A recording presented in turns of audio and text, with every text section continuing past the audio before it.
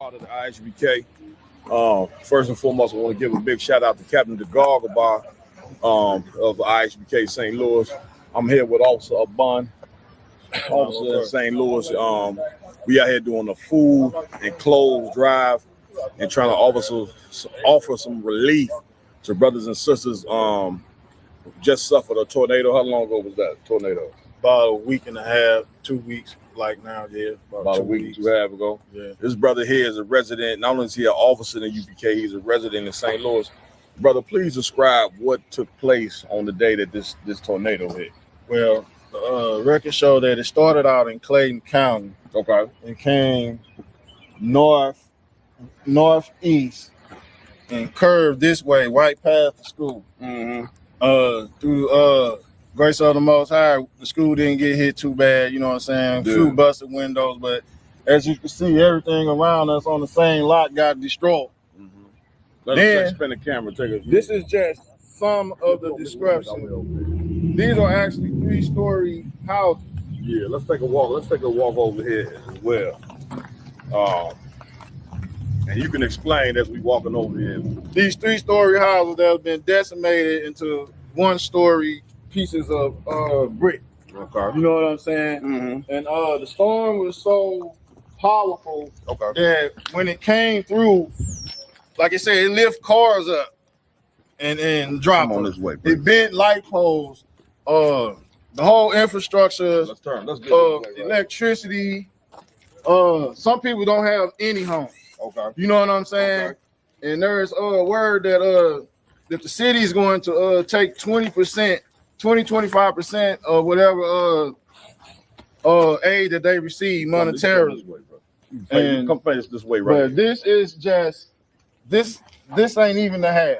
Right. Once we go into the middle of this area, you're really going to see like these are 3-story homes that's been knocked down. Mm-hmm. You can see a 4-family, 6-bedroom apartment buildings. Okay. As long as this one right here, Mm-hmm. where a tree that knocked it in half, just a tree that knocked the whole building. The force from the tree knocked the whole building in half. Like people ain't got nowhere to live. Right. You know what I'm saying? Right. They living in tents. They got a Johnny on the spot. You know what I'm saying? There's one lady, she had a nice house. She got a she shed now. You know what I'm saying? The she shed still standing there. Damn. But now explain what a she shed is. that's a little shed you make out of a storage facility, and you put your little So basically, her house is gone. house gone. And this is a ton of people this happened to. Yes, sir. What is the city doing to kind of help the people who suffer damage and all that? Well, I'm gonna put it like this. The main source that was supposed to be the source is actually down the street, Okay. and they got it set up to where it's only for show. Okay. No one comes on the lot to get nothing. So where's FEMA and all, and who is that, Red Cross and all these things that normally show up when it's a natural disaster? They're nowhere to be found. But I'll tell you who they did send down here. Okay. They got the National Guard down here with armored backhoes and bobcats. Come on, man. Yes, For armored. what do you? So you won't shoot them while they knocking the rest of your building down. That is insane. You know what I'm saying? They protecting what they fit to do to us. You know what I'm saying? So they armored. Right. You know what I'm saying? Right. And they ain't outsourced no one else to come and do it. No, they sent their own armored vehicles down here to tear these people's houses down. So they didn't send the Red Cross. No, They didn't send FEMA. no. They didn't send no relief, but they send the what do you say? The National Guard. The National Guard to make sure that the people didn't do nothing to them while they was tearing down their home. Yes. And so what are they gonna do for the people who lost their home? Well, they said that the city's going to take 20 to 25% of their check whenever they get it. So the people who qualify, Right. you got to qualify for it first. You just don't get it because you ain't got nowhere to go. So if you don't qualify, it's just a lost house. Yeah, they'll buy your bricks. That's They it. love the bricks. This the whole thing about this whole thing now. Uh-huh. We can buy these bricks and build our mansions somewhere off these good St. Louis old bricks. Right. It's all about the bricks right now. Man, that is insane. Yeah. So another thing I wanted to touch on, me and the brother was talking. you were just talking, and then you was explaining to one of the brothers that a few days after the tornado took place, that we was brothers and sisters, our own people, we was shooting each other and killing each other. Yeah, it was a few days after the tornado. It was a rumor that it was a block party. It was not a block party. It was a cleanup effort that went on into the later hours. Mm-hmm. And he got shot up. So people got unalive. So if I could, I don't want to cut you off, just to explain how and show you how sick we are. You know what I'm saying? Being in America for so long. This brother was saying a few days after this destruction came through, they had a cleanup crew. Okay, if you don't think something is wrong with us being in this place for 400 something plus years, and that we are mentally ill, 2 days after the tornado hit, brothers and sisters was cleaning up. You know what I'm saying, from all of the destruction, and they came and shot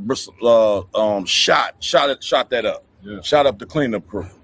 Not a block party, but brothers and sisters who was out there cleaning, they came and shot that up. Yes, sir. And brother, if you could, I know St. Louis has been the murder capital for going on how long? Since Katrina, and it's like they downplayed certain years because of they have a new tourist attraction, or they got something they want to put out, like it's just so damn great here. You know what I'm saying? But other than that, it's every damn year since Katrina. They be lying. They just like they lying about the death toll. They say it's 5 people. Come on, man. 5 people? Nah. It was way more than 5 people. That's it. That's it. What do you think? Seeing Katrina was shit damn near 20 years ago, and St. Louis been the murder capital damn near every year since Hurricane Katrina. That is insane. Yeah. What do you think contributes, you know what I'm saying, to our people murdering each other at the rate that they do here in St. Louis? It's definitely pressure putting down policies along with the pastors. You know what I'm saying? Because they push everything through the pastors down here. If whatever policy they want to affect the people, they push it through the church to make it seem like it's okay. You know what I'm saying? Like, you ain't heard nothing from the pastors about the relief efforts for these tornado victims. You ain't heard nothing. Not a thing. You know what I'm saying? But that's what they doing. And the police force. Yo, I'm gonna have you pull the scripture. You mind stepping over there for a second? Can you get the scripture for me where it say, if it be evil in the city, the Lord have done it? Go ahead, brother. Common, sir. Yeah, the policy with the police and down here, you know what I'm saying? You know, as Blacks, Hispanics, and Native Indians, we need to police our damn selves. You know what I'm saying? That's it. But the police down here, it ain't like it was in the 90s and the early 2000s, because they're very lenient on this new generation. You know what I'm saying? They let them be effeminate. They let them wear the crossbody purses with the Glock switch in it. You know what I'm saying? They let them walk down the street with the Draco out. They don't jump out on them and lock them up. They wait till after the crime. They come and clean it. Well, after the crime happened, then they ready to do it. Now, get me right on this. I was told that Missouri and St. Louis is a Bible belt, which means y'all got a ton of churches here. Which to me doesn't make sense, seeing that all the violence y'all have. You would think that the churches would be here to teach the people how not to be violent. Right. What's your opinion on that? My opinion on that ain't now one of these pastors for to go out and approach a group of gang members and try to sway them from their ways. They not fit to do it. That's it. They want to have sex with the women, the men, and the children in the damn church. That's my opinion. And as you see the transition of a lot of cities, is homosexuality a big persuasive problem in the city as well? Yes, they pushing this right, like half a mile away from her is what's called the Grove. Okay. It's right connected to St. Louis University, right up on Grand. Okay. And it's the Grove is LGBTQ plus. All their bars over there, all their apartment buildings over there. Their whole like 4 mile square radius is LGBTQ, and everything's new. They getting all the money. The old St. Louis famous bar warehouse, they turning that into a shopping LGBTQ shopping center. It's all for them. That's it. Yeah, and all the money stays there. It don't funnel this way. It all stays in LGBTQ. That's it. Yeah, and it's called the Grove. You look up the Grove in St. Louis, that's stay away from that. You know what I'm saying? Right, Like right. San Francisco 2.0. Right. I Yeah. can dig it, man. Listen, man. Brother, I appreciate your effort, man, and being strong, standing with Captain DeGarga Bar in St. Louis. But let me explain something to you, brothers and sisters out there in St. Louis. The reason why, and I had a brother read the scripture, the reason why this tornado happened is because we don't have strong men and sisters to support those strong men against the evil that take place in this city. And you had a tornado come through. It may be another one, and another one, and another one, and another one, until our people turn back to the Lord. The Christian church has absolutely nothing to do with the plight of Blacks, Hispanics, and Native American Indians. As a matter of fact, as you just heard the brother explain, these different religions are the epitome of why we so goddamn destroyed in these cities, man. And let this be a wake-up call for you, brothers and sisters. The Most High is coming. As you look at the earth, wars, like Christ said, wars and rumors of wars, they happening. Uproars of people is happening right before your eyes, which means the return of our King is coming. And I'm telling you, as a certified prophet under Commander General Yohana, now is the time for you to get your shit together. If you are so-called Black, Hispanic, and Native American Indian, I applaud this brother for his strength, you know what I'm saying, and standing for this city and this zone. But the Lord is calling many mighty men to come help this brother and turn away from your evil and focus on fixing your people, because the Christian church has failed at the job. Read what you got, brother. Come on, let's get to it. Amos chapter 3 and verse 6. Come on. Shall a trumpet be blown in the city, Mm-hmm. and the people not be afraid? People not what? Be afraid. What is the purpose of blowing the trumpet? Is to warn the people, you know what I'm saying, of a destruction that is to coming. And that's what we do in the ISUBK under Commander General Yohana. We go out on the street corners. Y'all wonder why we out there on the street corners in your major cities, Friday to Saturday. You see a bunch of Black and Hispanic men out there teaching the Bible. Is because we're trying to warn you of the destruction that is to come. Read. Kanawakan, shall there be evil in the city, Mm-hmm. and the Lord have not done it? Shall there be what? Evil in the city, Come on. and the Lord have not done There it. shall be evil in the city, meaning what? The destruction that you saying come through this place was of the Most High. Why was it of the Most High? Because of all the evil that goes on here. You know what I'm saying? The Lord is trying to warn our people. Now was the time to turn back. We've been following a religion that's been given to us by our slave masters for over 400 years, and we refuse to face that is wrong. You understand? Any more on that? So, man, that's it, man. It's been, special interview with this brother, Roundtable Truth Edition, ISUBK under Commander General Yohana, Captain Marquardt. I'm here with Officer Yaradan, Officer Ashiya. We also got Officer Karyas over there. This brother is going to be raising up the Native American Indian reservations as well. So, man, that's our time. We're going to go walk over here and show you what we got, what Commander General Yohana is doing. If you can keep that live, let's walk over here and show you what Commander General Yohana is doing for the people here in St. Louis. Captain Lepatazar of Southern Ohio, he came out to support this movement as well. Anything you want to say, Cap, about what you see being down here in St. Louis? Man, listen, the Lord was not playing. You can see the devastation around, and it's a sight. You know what I'm saying? It gives you fear of the Lord if you pay attention to the scriptures. But thank the Lord. You know what I'm saying? Captain DeGarga Bar, his school is all together, man. He out here feeding the people, clothing the people. You know what I mean? The Lord showed mercy, and for that mercy, the brothers out here feeding and clothing St. Louis. You know what I'm saying? So that's the work of the Lord. That's Damn what we right. do. Let's go take a look at what's going on over here up under this tent. Show y'all how real men of God get down. And of course, you have many people that may feed or clothe you, but remember Christ's words: man shall not live by bread alone, but by every word of the Most High. That's right. No more pump faking, you know what I'm saying? Just acting like you're gonna scream God and scream Christ's name without doing anything he say. No more of that. Start doing what Christ said to do, which is keep these laws, statutes, and commandments. Right. You ain't keeping these laws, statutes, commandments, you are a fraud. Only Satan and the minister of Satan will teach you that God's laws don't apply no more. That's right.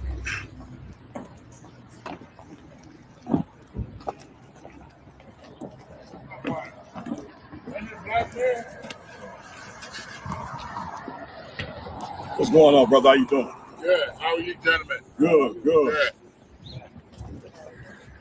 We got Cap out here. We ain't got, as you can see real quick, brothers, we got clothes out here, free food out here, toiletries over there. The brother got free hot dogs on the grill. We out here in St. Louis, getting it on, man. Come support what we're doing. At 1 p.m., Captain DeGargobar has a lecture called, what's the lecture, name of the lecture? More drugs. More drugs. The plague, not the plug. The plague, not the plug. Come on out there. Come join your brothers. Come support what we're doing. And let's go ahead and fix our people, man. With that, we out. Shalom.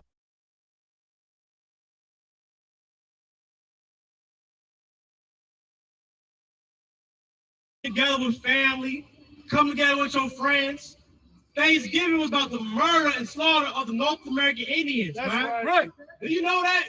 You know America was built by the murder of the North American Indians and the enslavement of black people. Right. And people walk around like everything's A-OK. That's how you know you're the real devil. Only a devil will smile in your face and everything's okay. Only a devil. Give me Job 9:24. I'm gonna show you. The real devil ain't something somebody underneath the ground, man. The real devil's in the White House. The devil is in the Congress. Is in the Senator office. The real devil is the white man, man. The white man is the devil the Bible speaks of. That's right. Now the word devil means liar and deceiver. Right. You've been lying to black and Hispanics for far too long. Everything that comes out of your mouth is a goddamn lie. That's right. You say that everybody's created equal. That you love everybody. But what is the state of black people right now? Where are we at in the south side of Chicago? We're in the ghettos, man. We're in the ghettos. Right. You know what I'm saying? White people are such a damn liar. White people think that only black people take SNAP benefits. Right. But meanwhile, the biggest SNAP recipients are white people. Right. So racist white people are idiots. Right. You know what I'm saying? Read. This is the book of Job, chapter 9, and verse 24. The earth. The what? The earth. The what? The earth. The earth. Go ahead. Is given into the hand of the wicked. The earth is given to the hands of the wicked. That's right. Right. Who rules the earth? I know it ain't black people. Right. I know it ain't the Chinese or the Japanese. Who runs the planet Earth? Everybody knows that white people run the planet Earth. Right. And the Bible called y'all the wicked. Now, what is wicked? Somebody that's not righteous. Right. Somebody that don't believe in being fair or being kind or have compassion. We try to get compassion from our oppressors for 400 years. Right. We try to do everything to see if our oppressors will show us some compassion and love and kindness. But the white man, he's not capable of showing kindness to black people. You know how I know?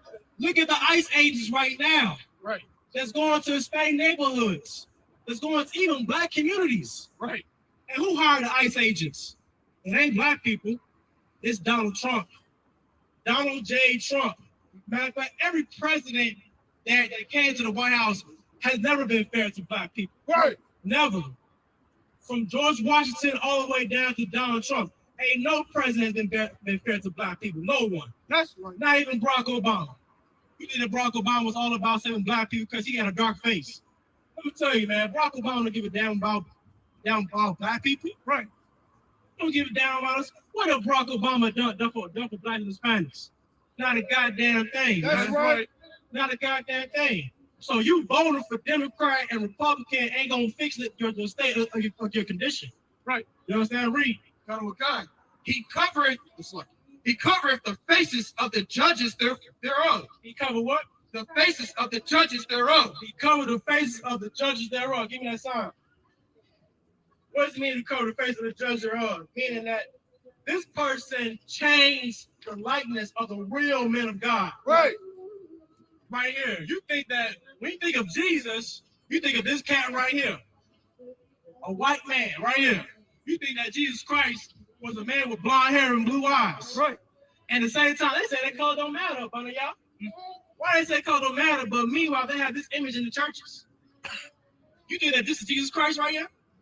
Jesus Christ had hair like wool. Right. And skin that burned in the furnace. Black people think that Jesus Christ was a white man. But meanwhile, in the ISBK under Commander Drake Hunter, we brought the truth out. We come to find out that Jesus Christ was a black man. Jesus Christ came out of the tribe of Judah. Jesus Christ didn't have no blonde hair and blue eyes. That's how you know that Christianity been lied to you for far too long. You think that Christianity is all about serving God and serving Christ, but everything that come out of the pastor's mouth is a damn lie. Right. Christianity itself is a damn lie. They don't follow God. They don't believe in following the traditions of the Bible. They don't believe none of that. They believe that it's okay to be homosexual. Right. That it's okay to eat pork, shrimp, crab, and lobster. It's okay to have same-sex marriage. Same-sex marriage is not in the Bible. Right.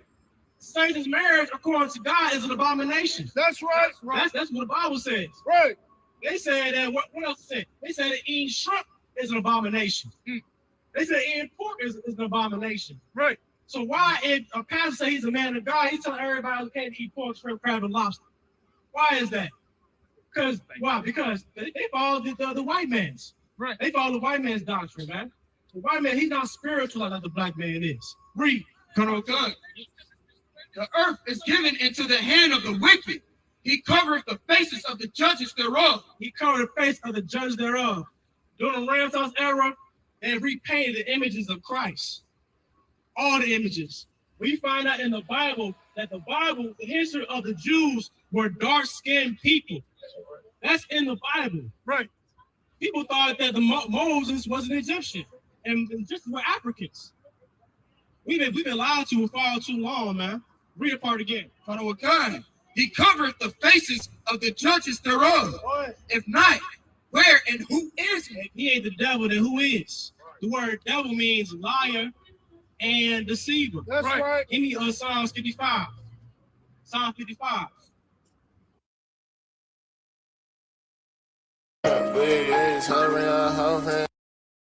Together. Not separate from white people, you are going to be destroyed in America. And you don't have to take my word for it. Take reality for it. Right. Every major metropolis in America, who's in the ghetto? Blacks and Hispanics in the ghetto together. Even though we built up this stinking country, we suffer enslaved in a goddamn ghetto.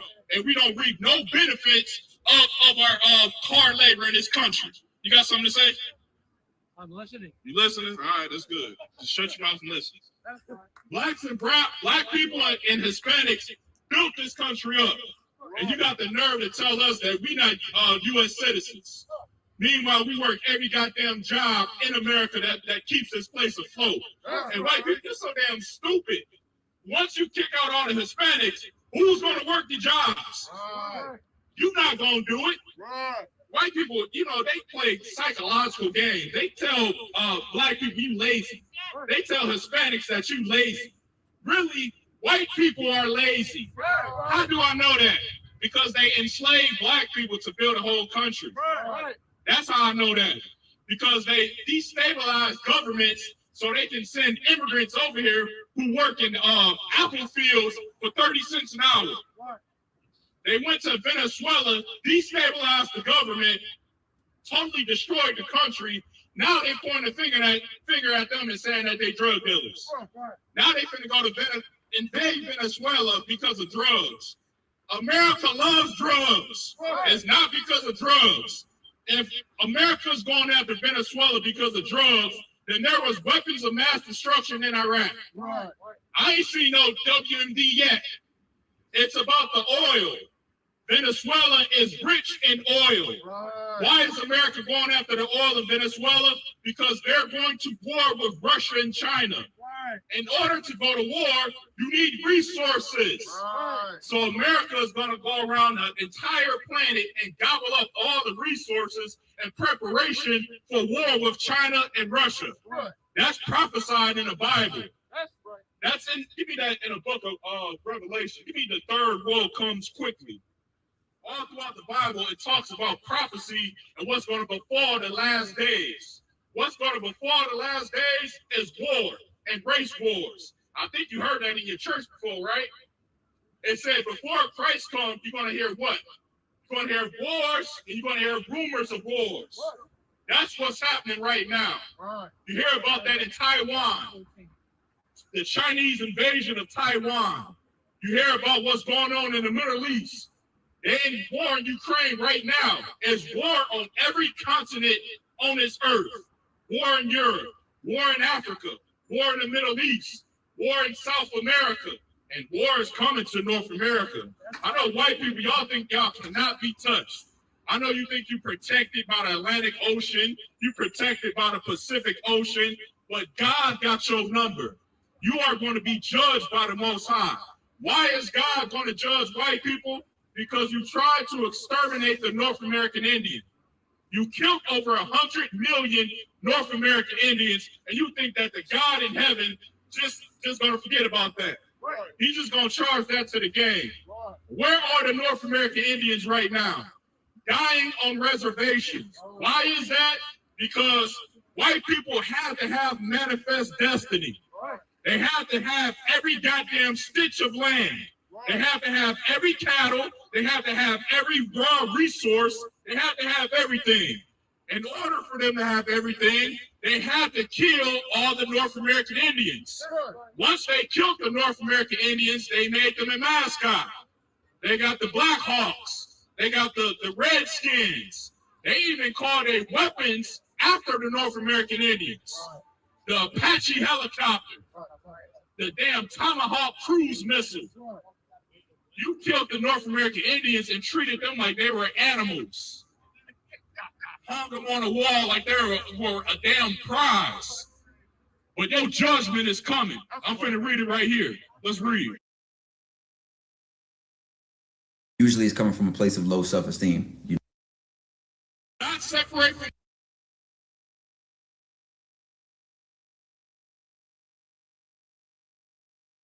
like, you know what I'm saying? She was so frightened of us at the time, doing a job she ain't never had no business doing. And so when I walked up, it startled her a little because I come from behind her. And I was real polite, like, hey, officer, how you doing? Blah, blah, blah, blah. She said, get from my gun side. like she was tripping, which led to, but everybody listened, man. So I know if you was coming up that block, you would have been like, what is this? What are they talking about at least? You know what I'm saying? And some brothers on that very tape, you know, that one brother was just admitted that he was just too frightened to do this. Like, and he made other brothers look like, well, I had to go do it. You know what I'm saying? I ain't gonna be scared to do it. And it was a beautiful thing. But it wasn't.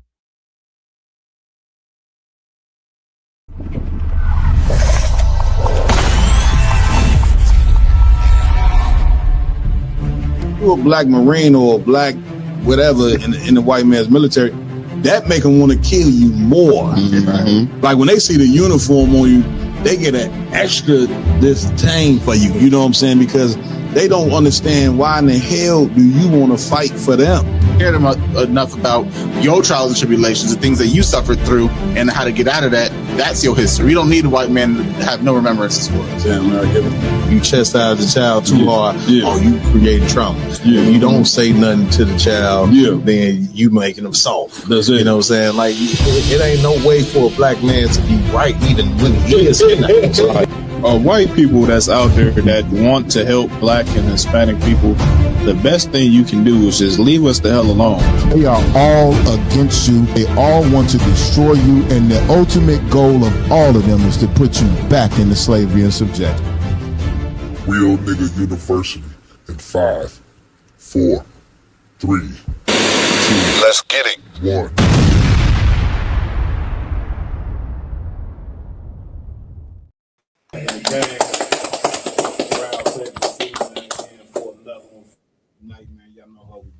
You go to the club and spend a bunch of money you got, spend your rent money, you spend all your bill money. All the bill money.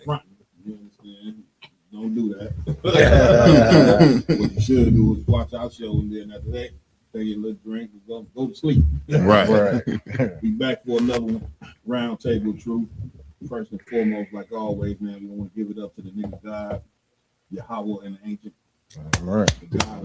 That's right. Native American Indians, and of course, we got to give it up to our king, a black man, not a Middle Eastern. Mm-hmm. They was not want Christ to be. He could be anything but a nigga. Right. Be a Martian. They told me on the white. They told me this week. Well, I know he's not white, but I know he's not black either. Really? Nice. He's olive color. Yeah, Right. You go look up, AI and Google tell you that's not a nationality at all. You get my point? Anything but you, like, man, that's supposed to tell us something right there. Right. Right. So give it up for our king, Yahweh Shah Mashiach. And of course, we got to give it up to the man with the plan, none other than Commanding General Muhammad. That's right. Working tirelessly for 40 years to deliver his truth to blacks, Hispanics, and Native American Indians. You are, in fact, the 12 tribes of the nation of Israel. A lot of times you'll hear people say the 12 lost tribes, but we no longer lost, man.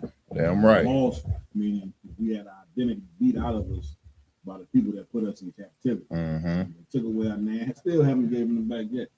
You know, we talked about that the other night. You know what I'm saying? They took all our names, gave us their name, and said, well, that's it.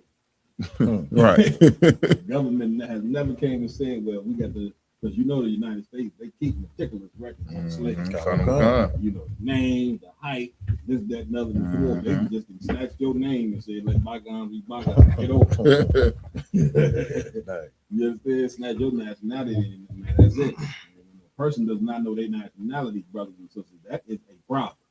Right. For 400 years, a ton of us have just said, okay, we're going to be whatever America wants us to be, and that ain't going to work. We're supposed to be what the Lord wants us to be. That's right. And what the Lord wants us to be is what we're born to be. It's Right. Damn right, sir. that ain't going to change, right? Like always, I want to give it up to my amazing folks that rock it out with me every week. To my right, we got Captain Makiala in the building. Doing what he do. To my left, we got Captain Yaradan in the building. To my far right, we got Captain Alam in the building. To my far left, we got Officer Mayad in the building. Fortunately, nobody's on injured reserve tonight. Everybody's healthy. Got to give it up to the tech team in here. We got Officer Ron in the building. His right hand man with the plan, Officer Rob.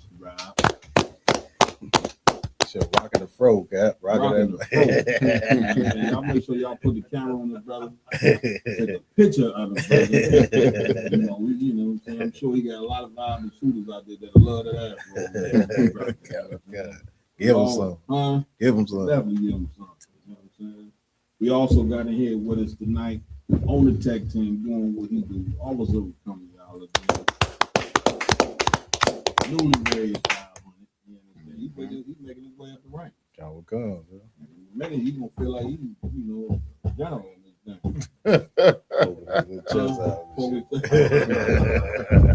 Man, we in the game. What's we like? Talk to me.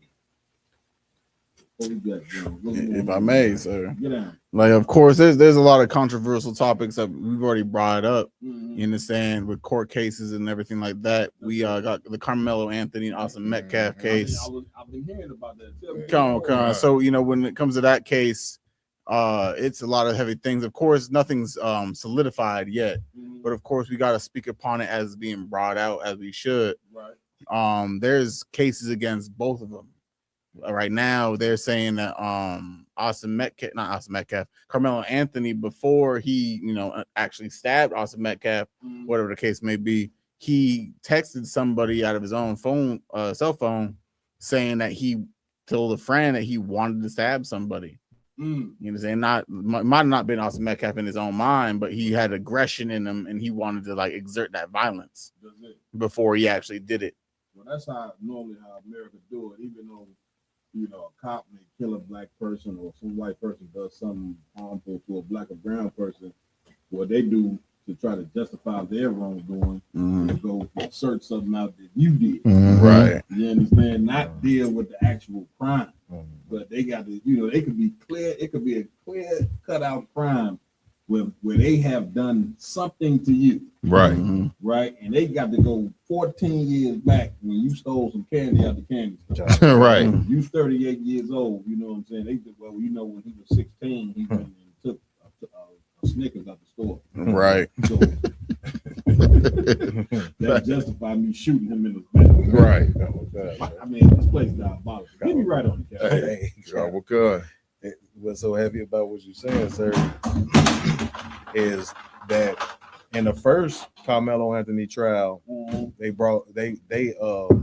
they found out that both of the lawyers, the prosecuting lawyer and the defense lawyer, came up with this agreement. You know what I'm saying? That they was just gonna keep it, they call it keep it under the tent. So they wasn't gonna go back into none of the history of things to display, you know what I'm saying, like the characteristics of the boys, Austin and Hunter Metcalf, right, or Carmelo Anthony. Right. You know what I'm saying? That's But it. as we see how that played out, but these cats, you know what I'm saying, Austin and Hunter, they got a laundry list of things that they have in their past, like 50 different cases to where they're bullying people. They got racial acts against them. They doing putting graffiti on the wall, KKK, So- Heil Hitler. So get me right. So Come. you saying they came out something on the Carmelo. You saying they came out on something with the cat that he killed. Carmelo Khan. Khan, sir. 50 different cases, sir. They was on probation for 12 months for the last act that they did against this girl. But you know what I'm saying, like they was on probation because they had been doing so many heinous acts, racially motivated as well. You know what I'm saying? Like I said, they put up graffiti, Heil Hitler, KKK, the N-word, all of these things that these young cats was doing. So that's it. You know, Since elementary school. right. And if I could, Cap, when the case first came out, it's amazing how when they want to create a narrative about you, how they suppress what's initially said. You know, the public's attention span is very short. But I remember when it first came out, people from that area community in high school was saying them boys were well-known bullies. You know how every high school, you know what I'm saying, a high school will have that bully. You know what I'm saying? Well, them two brothers, they were there. They were very well known, but like Captain Yardon said, they had a long, extensive history of harassing, beating, torturing the local kids of their high school and in their community. They weren't some angels. Like they're trying to, you know, paste them. They put them up there and they put their high school prep picture where they all clean cut and look like some nice, well-bred young men. No, they were two goddamn thugs. They was hoodlums and thugs, and they were super predators. Give it up. Give it You know up. what I'm saying? Listen, it is the original thug. They want to try like we the criminal and we the thug. When who in the hell when them white immigrants first came to America, was they not thugs? What is the mafia? I guess that is some Christian group. Right. You ever heard of the mafia before? Make Make it seem like black and brown people, like we the criminals here in America, when the white man is the criminal. He's been a criminal since the inception of this empire. That's a fact. You get my point? Like black people criminals, we criminals because of the environment that we live in. Like the white man is just a natural criminal. Hey, He gets mad about the bed and want to kill his father and his mother just for nothing. You get my point? And historic fact, Cap. The Pilgrims. So I was like, sir, the Nina, the Pinta, and the Santa Maria. You know, they love to talk about the Pilgrims coming over here and discovering America. Those were prison ships. Those were where England and all Europe emptied out their prisons. That's it. And the debtors' prisons. Right. And put them on ships, and that was supposed to be a death voyage for them because they didn't think they would make it over the solid land. You know what I'm saying? Right. So that was a prison ship with people on death row, and so nothing but death row inmates, criminals of the highest caliber. That's who the old forefathers is of America. Come. That's why when they brought us over here, all they ever did was rape, pillage. You know, if you know the history, you know of who these people are. Again, we were just talking earlier how they show you in the movies. You know what I'm saying? When you do the look back into the Greek and Roman Empire, it was always some somebody lying on somebody. Mhm. Somebody's always sleeping with the mother. Mhm. Come on, come. The son killed the father because he want to be king. Right. You understand? And so much conniving and mischief going on. Like that's white culture. Mhm. Come on, Black come. culture is we supposed to be total opposite of that. Facts. We are people that are supposed to have morals, and we would have those morals if we didn't have these people sitting over the top. Big Now, facts. again, we have to be accountable, brothers and sisters, for the things that we do. But before we get to being held, before we be accountable for the things we do, we got to first understand that the white man is the devil that the Bible speaks. That's right. Damn right, sir. A lot of the problems that we have amongst each other, he caused those problems. Mhm. Kind of what Now, kind. yeah, I'm coming to you, Cat. You ain't gonna ever, we never gonna get fixed ever if we continue to blame ourselves for our condition and our problem, seeing that these people have done things to make us be the way that we are. That's a fact. Now, once you understand the white man, you blame him first. Then you got to go somewhere else for the black. Where you got to go? My I'll take the Christian church for 500. $500. I ain't got the money to give you that. But nevertheless, you are correct. So you know what I'm saying? Once you get a white man, then you got to go to the religious leaders in the black and brown community. Mhm. Then you got to deal with yourself. Once Right. you know who causing the problem and you understand why you this way, now you gotta be accountable for the wickedness that you do. Come. Don't hold yourself accountable at all until you understand that the white man is the devil at the bottom. Damn right, sir. Damn right. Go ahead first. Y'all done? If I could, sir, you know, while you were saying that, sir, I was just thinking about something like even like throughout history. If we look at it, look at what, you know what I'm saying, like they have turned even they criminals into. They turn they criminals into heroes. That's You Facts. look at George Washington and all these people, even down into our time, when you think about an Al Capone or a John Gotti, right? You look at these as cold-blooded murdering criminals. Mhm. Come. And they turned them into heroes when you got people in the black community that was just like entertainers or something, and they had turned them and tarnished their reputation. Like you know, I'm speaking up for like Michael Jackson and people like that that should have been probably remembered for the great things they did or whatever.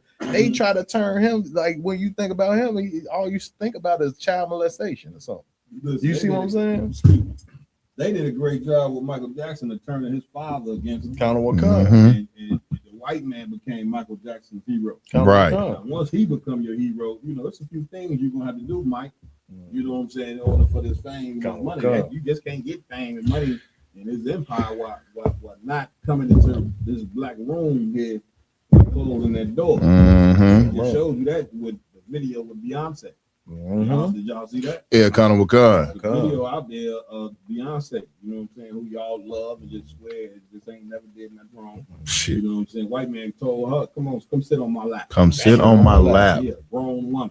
She, you know what I'm Right. saying? Sitting on this pervert lap. Mhm. You get my point? Go ahead. Listen, sir, to talk to Michael Jackson. That's what you Yeah, come good. And then when he called Mike and Mike answered, he said, "Hey, Mike, how's it going? I got Beyonce sitting on my lap." Yeah. You know what I mean? Like totally diabolical.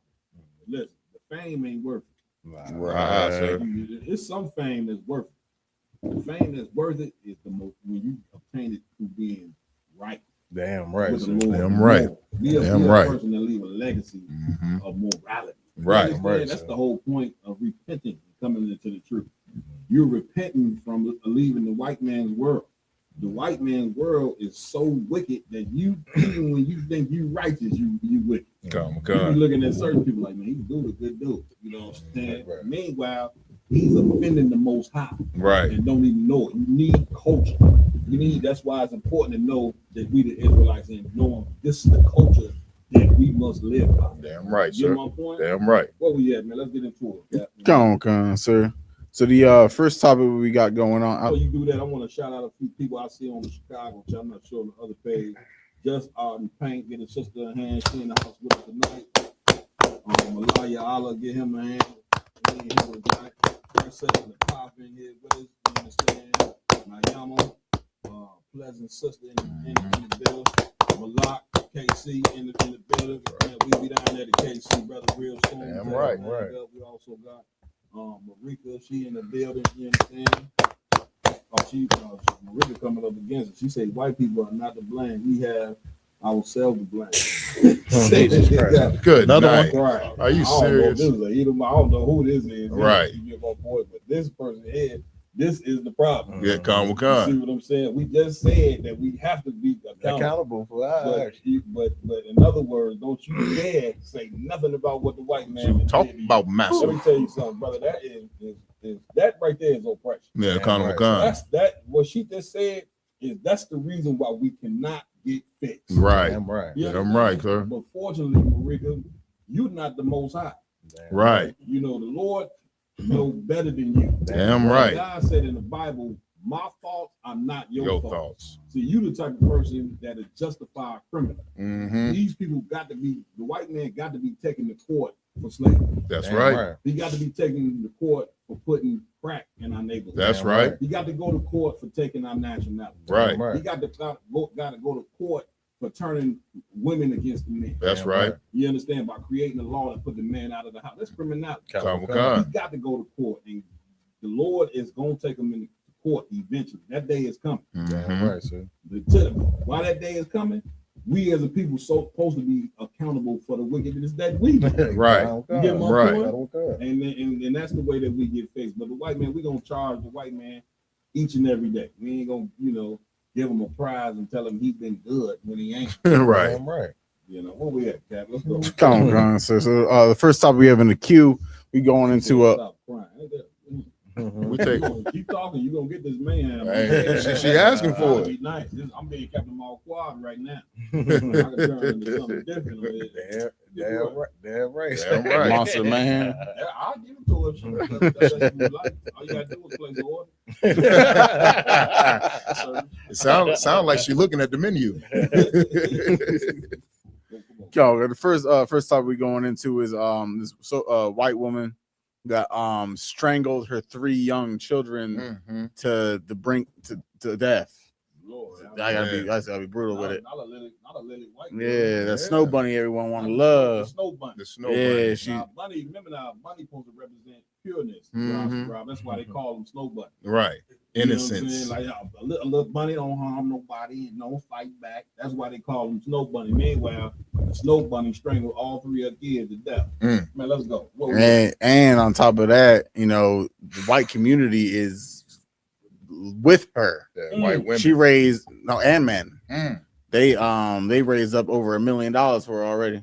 Dang. Come We with got a God. video on that. Yes, sir. Let's play it. Murder trial. Supporters ran across the field to greet Lindsay. Some came with their babies. They held up heart hands during a silent rally for the mom who strangled her 3 young children, then jumped from the 2nd floor window, leaving her paralyzed for life. It's a buzz around here, guys. Fox News legal analyst Chanley Painter, a former prosecutor, actually wore pink in her live report as she spoke to Lindsay's defense attorney, who was greeted with cheers. Hey, guys. What do you think of the support for Lindsay Clancy out here? I have no words. It's amazing. White man was small enough to say, I ain't got No words. Either way. Right. Because had he said he does not support it, they'd have burned a cross in his lawn. Yeah, come with God. He'd got death threats. He would have got death threats that night. Oh, come with Right. God. You mean you don't support it? You don't know what she's been to do that. Right. Right. How dare you? Now, let this have been a black woman that strangled 3 kids. Oh, good night. You get my point? You think she'd have raised up $1 million? Yes. Man, these people are diabolical. That's why we go over these stories. You get my point? Like the scriptures say, Christ is not returning until the man of sin be revealed. And that's what we do in the ISBK. The man of sin is the white man. That's right. You get my point? And the way that he get revealed is you got to have real brothers that don't care about his money, don't care about losing power in this empire. Straight up brothers, man, that is down to speak the truth no matter what. Damn And right, that's what the damn right. ISBK is. And that's what Christ was about. That's why Christ got unalive because he was a revolutionary that spoke the truth, regardless to the fact he had no fear, and because of it, man, they put him to death. That's right. Then he started going around working miracles. The brothers in the UPK, we for sure working miracles in here. Damn right. The things that the church failed to do, the thing that money failed to do, we doing in the ISUPK. We giving brothers and sisters their identity back. We Right. getting them off, you know what I'm saying? Good. We stopping them from going to prison. Right. And you understand? And so, listen, it ain't just that, but we giving them motivation also to build their own empire and their own society within the society. That's right. Society. Because as you can see from this story right here, this ain't got nothing to do with us. Not at all. You know what I'm saying, Cap?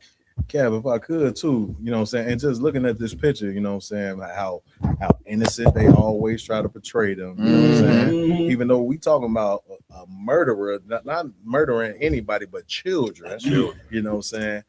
And like it brings to mind to me what just happened. I think that was this last week as well at Penn State. Did you see that cat at Penn State? I don't think we got that story. Yeah, they got caught with all that dope. Selling crack at Penn State, Cap, like nobody's business. Like nobody's business, Cap.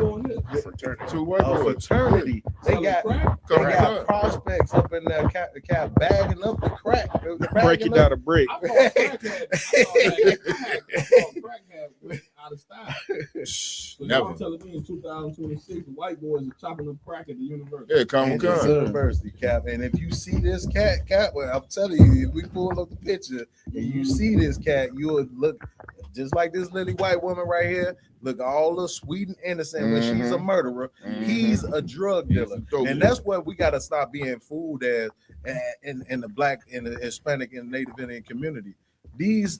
How we portrayed in this community. Right. Everybody that comes and they see the ISUPK, you know what I'm saying, and all the things we do, even though brothers is out here feeding the community, clothing the community, having love for our people, raising our people up to the education of who they are, they look at us like we thugs on the streets just because of appearance. Right. You know what I'm saying? But you see these lily white people and they got, you know what I'm saying, these pictures up of these lily white people that's murderers and drug dealers, and you look at them like, oh, I can't see them doing that. You know what I'm saying? And if I could, sir, you got it. You know what I mean? And like with this one, on the podium. they really want to express that she got some mental health issues. Right. You know, that's why they rallying around her. You know what I'm saying? White men and white women, so-called white men and so-called white women are rallying around her, trying to say her mental health. Well, the prosecutors, they did all the psychological evaluations. They said ain't nothing wrong with that she devil. I ain't got nothing to say. That's the defense attorney. Like he knows by right she's supposed to be put under the jail. Yeah, Colonel McGunn. Point like all you got to do, you know what I'm saying, is whoop your kids and you getting 25 years. Oh yeah. She done unalive 3, you know what I'm saying, babies, defenseless children, choked them out. Right. You understand? And she ain't in jail yet, and y'all raised $1 million for what? One of y'all just said that they reward criminals. The heroes of America are criminals. Damn right. You had President's Day. All these presidents was rapists. Colonel McCann. You understand? And own slave. Colonel McCann. And the white people sitting there celebrating that day. You supposed to know, well, these people demonic. Because if you celebrating men that are evil, then that means you evil. That's right. And we ain't got nothing to do with this. That's right. That's why the Lord say we are. That's what it means to be a holy people. Meaning we supposed to be separate from them. You understand? Colonel McCann. I did. Come on, concert, man. If I could, I just wonder like why this lady ain't get the treatment or the same old speech that so many black people get. Okay, mental health, whatever. Why don't you pull yourself up by the bootstraps? Or everybody deal with hard times. You know what I mean? But she gets a pass. White people don't have any sense of accountability, especially when it comes to themselves. They just cannot hold themselves accountable.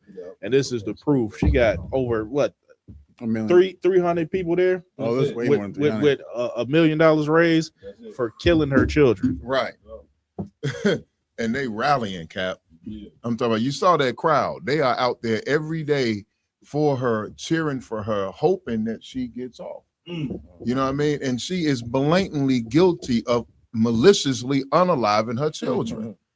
You know what I'm saying? If we walk 2 steps away from our kids on the playground, we irresponsible parents. You know what I'm saying? We can't have no imperfections, no hardships, no mental, like Cap Najee said, no mental health moments, none of that. They don't want to hear none of that with us. But you know what I'm saying? But a so-called white person, sane of mind, sound of mind and body, as they say, can unalive their children, can go into a grocery store and unalive everybody they see, can walk into and go in Wisconsin and walk into a rally and just start unaliving people and walk right past the police with the rifle smoking. This is how you know this is their kingdom. Come with gun. This is how you know this their kingdom head to where they get a person can unalive 3 children and get $1 million raised. $1 million. White people, you are in heaven. Right. This is your heaven right here. You get my point? I mean, you could be unrighteous and be rewarded. Come on, Captain. If I may, and it's such a crazy thing because, of course, I'm gonna veer off just a tad bit, but it's on topic. There's a white man that basically did the same thing. He unalived his children and his wife. Oh yeah, you know, he served his time or whatever in prison because they always get light sentences.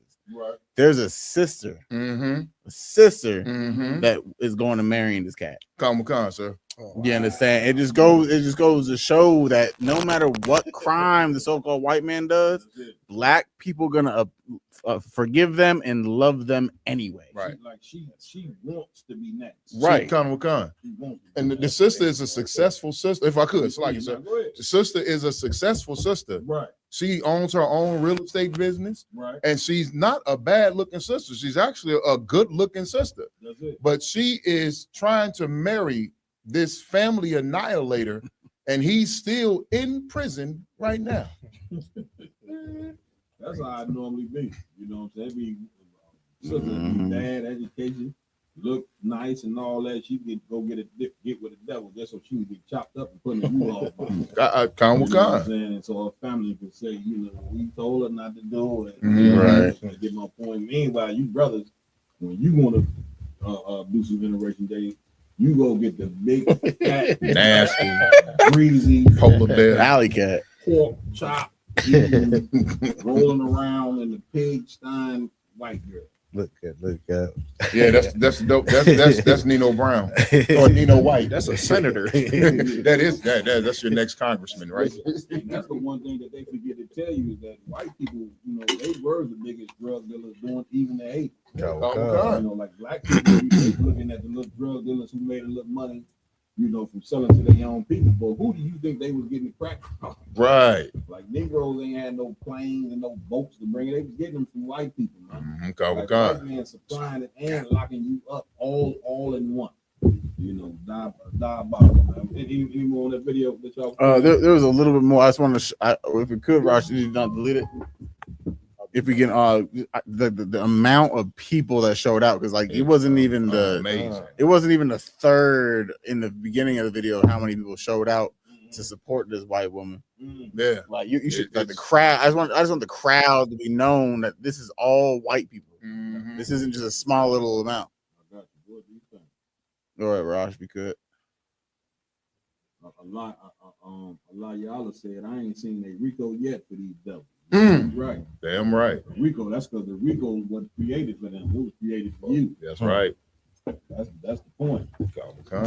It echoes last year's Free Karen Reed campaign. Those supporters also wore pink. Look at that. She was acquitted of murdering her pop Pull that back one more time, The Rob. rally- Baba shot. It's Instagram. Oh, okay. Here, either play it again. It'll show the crowd again. Lindsay Clancy is not just in Plymouth, Massachusetts, where the trial is being held. There are gatherings across the USA today, including here in New York in Union Square. Actress Alyssa. Right there. And we're talking about Massachusetts. One of the most racist states. I ain't gonna say one of all the states. Racist. Yeah, Conor McCann. Massachusetts. I ain't sure what's the population of black people out there. I know it's some black people in Boston. But I ain't too sure, you know, it's heavily populated with our people. It's about 35 niggas in Massachusetts. You know, again, we were talking about this earlier. Like when you go and you're trying to go live amongst these white people, you're gonna find out how you think black people diabolical. You're gonna find out who the chief head priest of diabolical. Carnival Facts. Go sit amongst them. You know what I mean? Hey, if I could, Cap, Please. we have our own personal expert right here on the Round Table of Truth panel That's it. about being the only nigga in a town full of white people, That's it. and that would be Captain Lamont Yala. He can firsthand. Anybody have any doubts, any questions about what it's like being the only, maybe one of what, 3 or 4 black people in your whole high school, and the only nigga in your hometown? Right. Come to Captain Lamont Yala and see how they did him. You know what I'm saying? And what they normalized, and so like what they normalized for my Ottawa before he came into the truth and realized that excuse my language, that shit was completely foul and out of hand. Go. We could probably leave it at that. I think they saw the amount of supporters for this unaliving. I think the amount of supporters is more diabolical than even That. unaliving. Right. I mean, that looked like a parade for a Super Bowl. Or LGBTQ. It's Pride Month. It was a sea of people. Come All on. right, we done with it, man. What's next? Come on. So next up, we got a 14-year-old brother. He was handcuffed on his own front porch because he so-called fit the description. We always fit the description. I done fit that description so many times in my life. On his own front porch because he, quote, fit the description of an adult that they were looking for. Take a look at this. Put your hands up. Keep your fucking hands up. I didn't do nothing.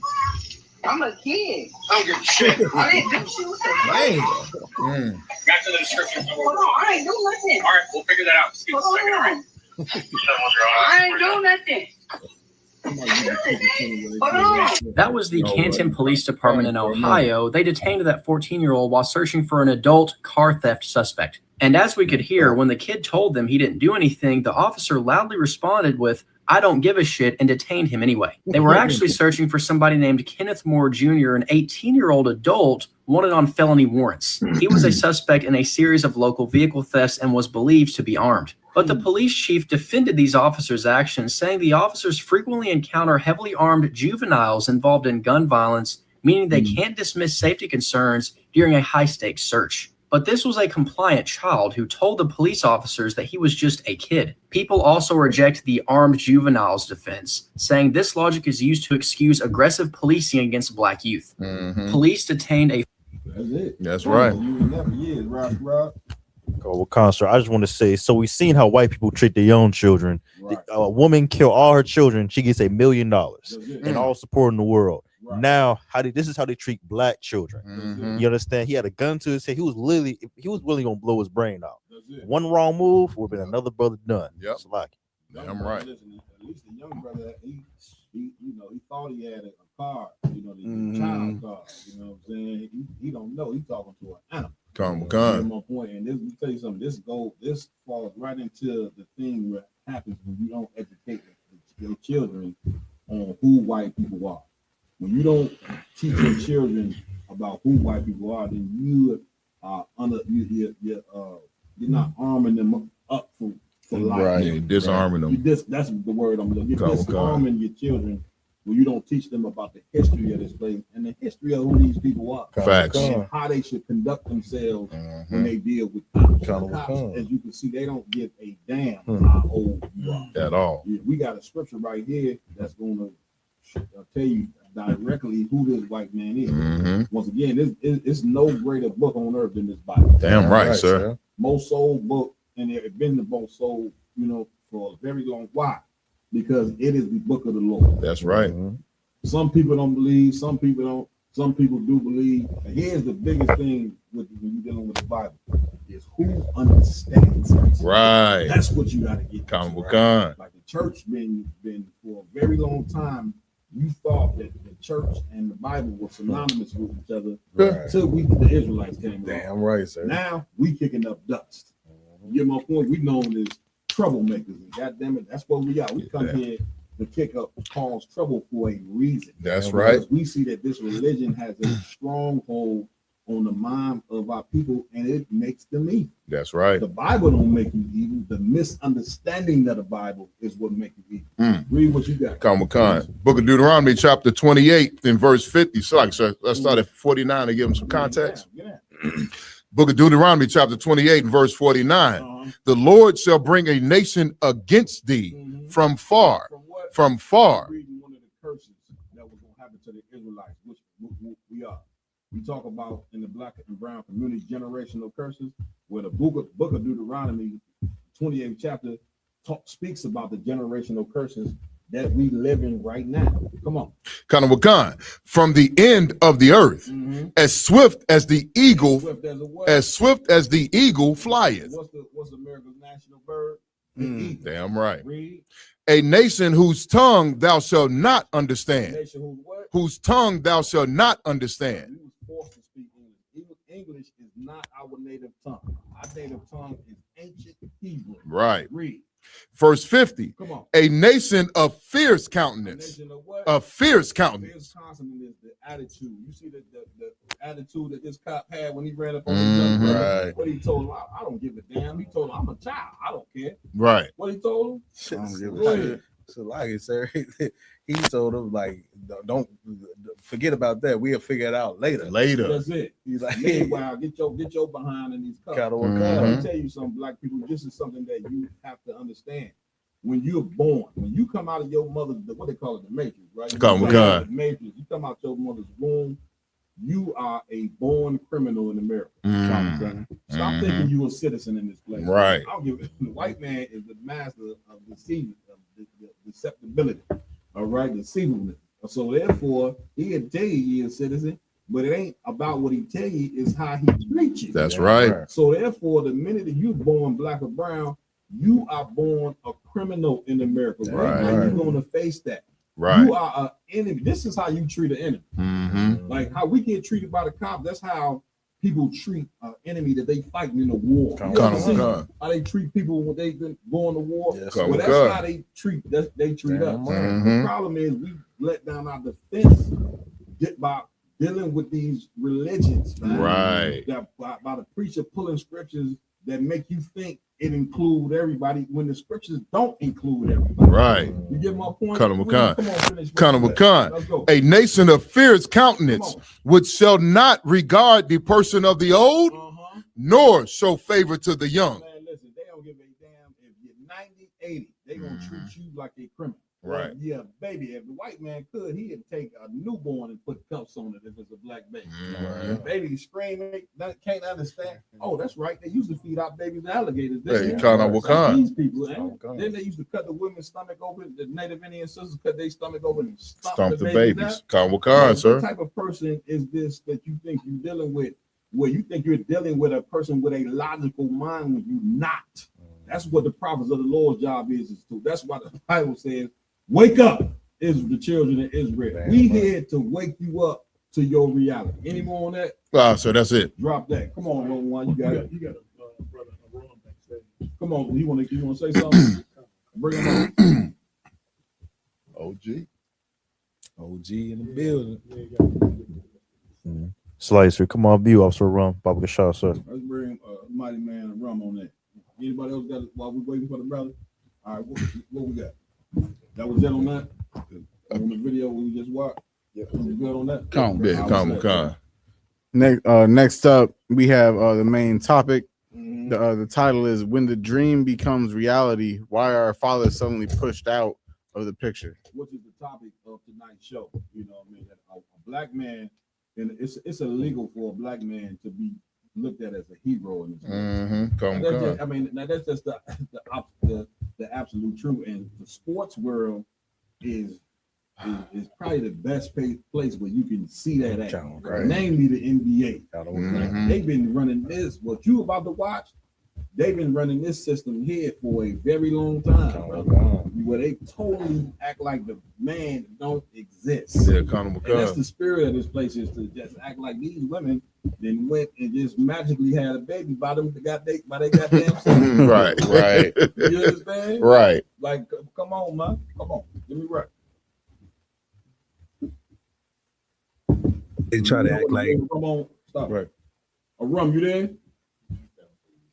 He having trouble with his mic. All right, we'll bring him on. they're the fathers. I saw dads crying because of that situation. How do each one of you guys feel about the way they want to divide you guys from your son when you get to that success? Wow. I've seen it when it started with the draft. Mom got interviewed and sitting right next to it. Nothing was asked of me. We know what it took for us to get our kids there. And if stuff like that is going to break me, then I don't need to be around. It's messed up, but I know my son, how much he cares and loves me. And he knows what we've been through. As long as that matters, I'm good. You wait. I had a hard time when my son first went to the league with them trying to separate the players from the dads or the families. And what I tried to do is I tried to instill what I learned from my situation is sit back and let them mature. And then, you know, everything will work out. If you look at any of these superstars, who it's been given, from D Rose not talking to his parents to Kobe not being able to talk to his parents. So you're going to go through that. That's why I asked you. There's nothing you can just die. Good night. Get me right.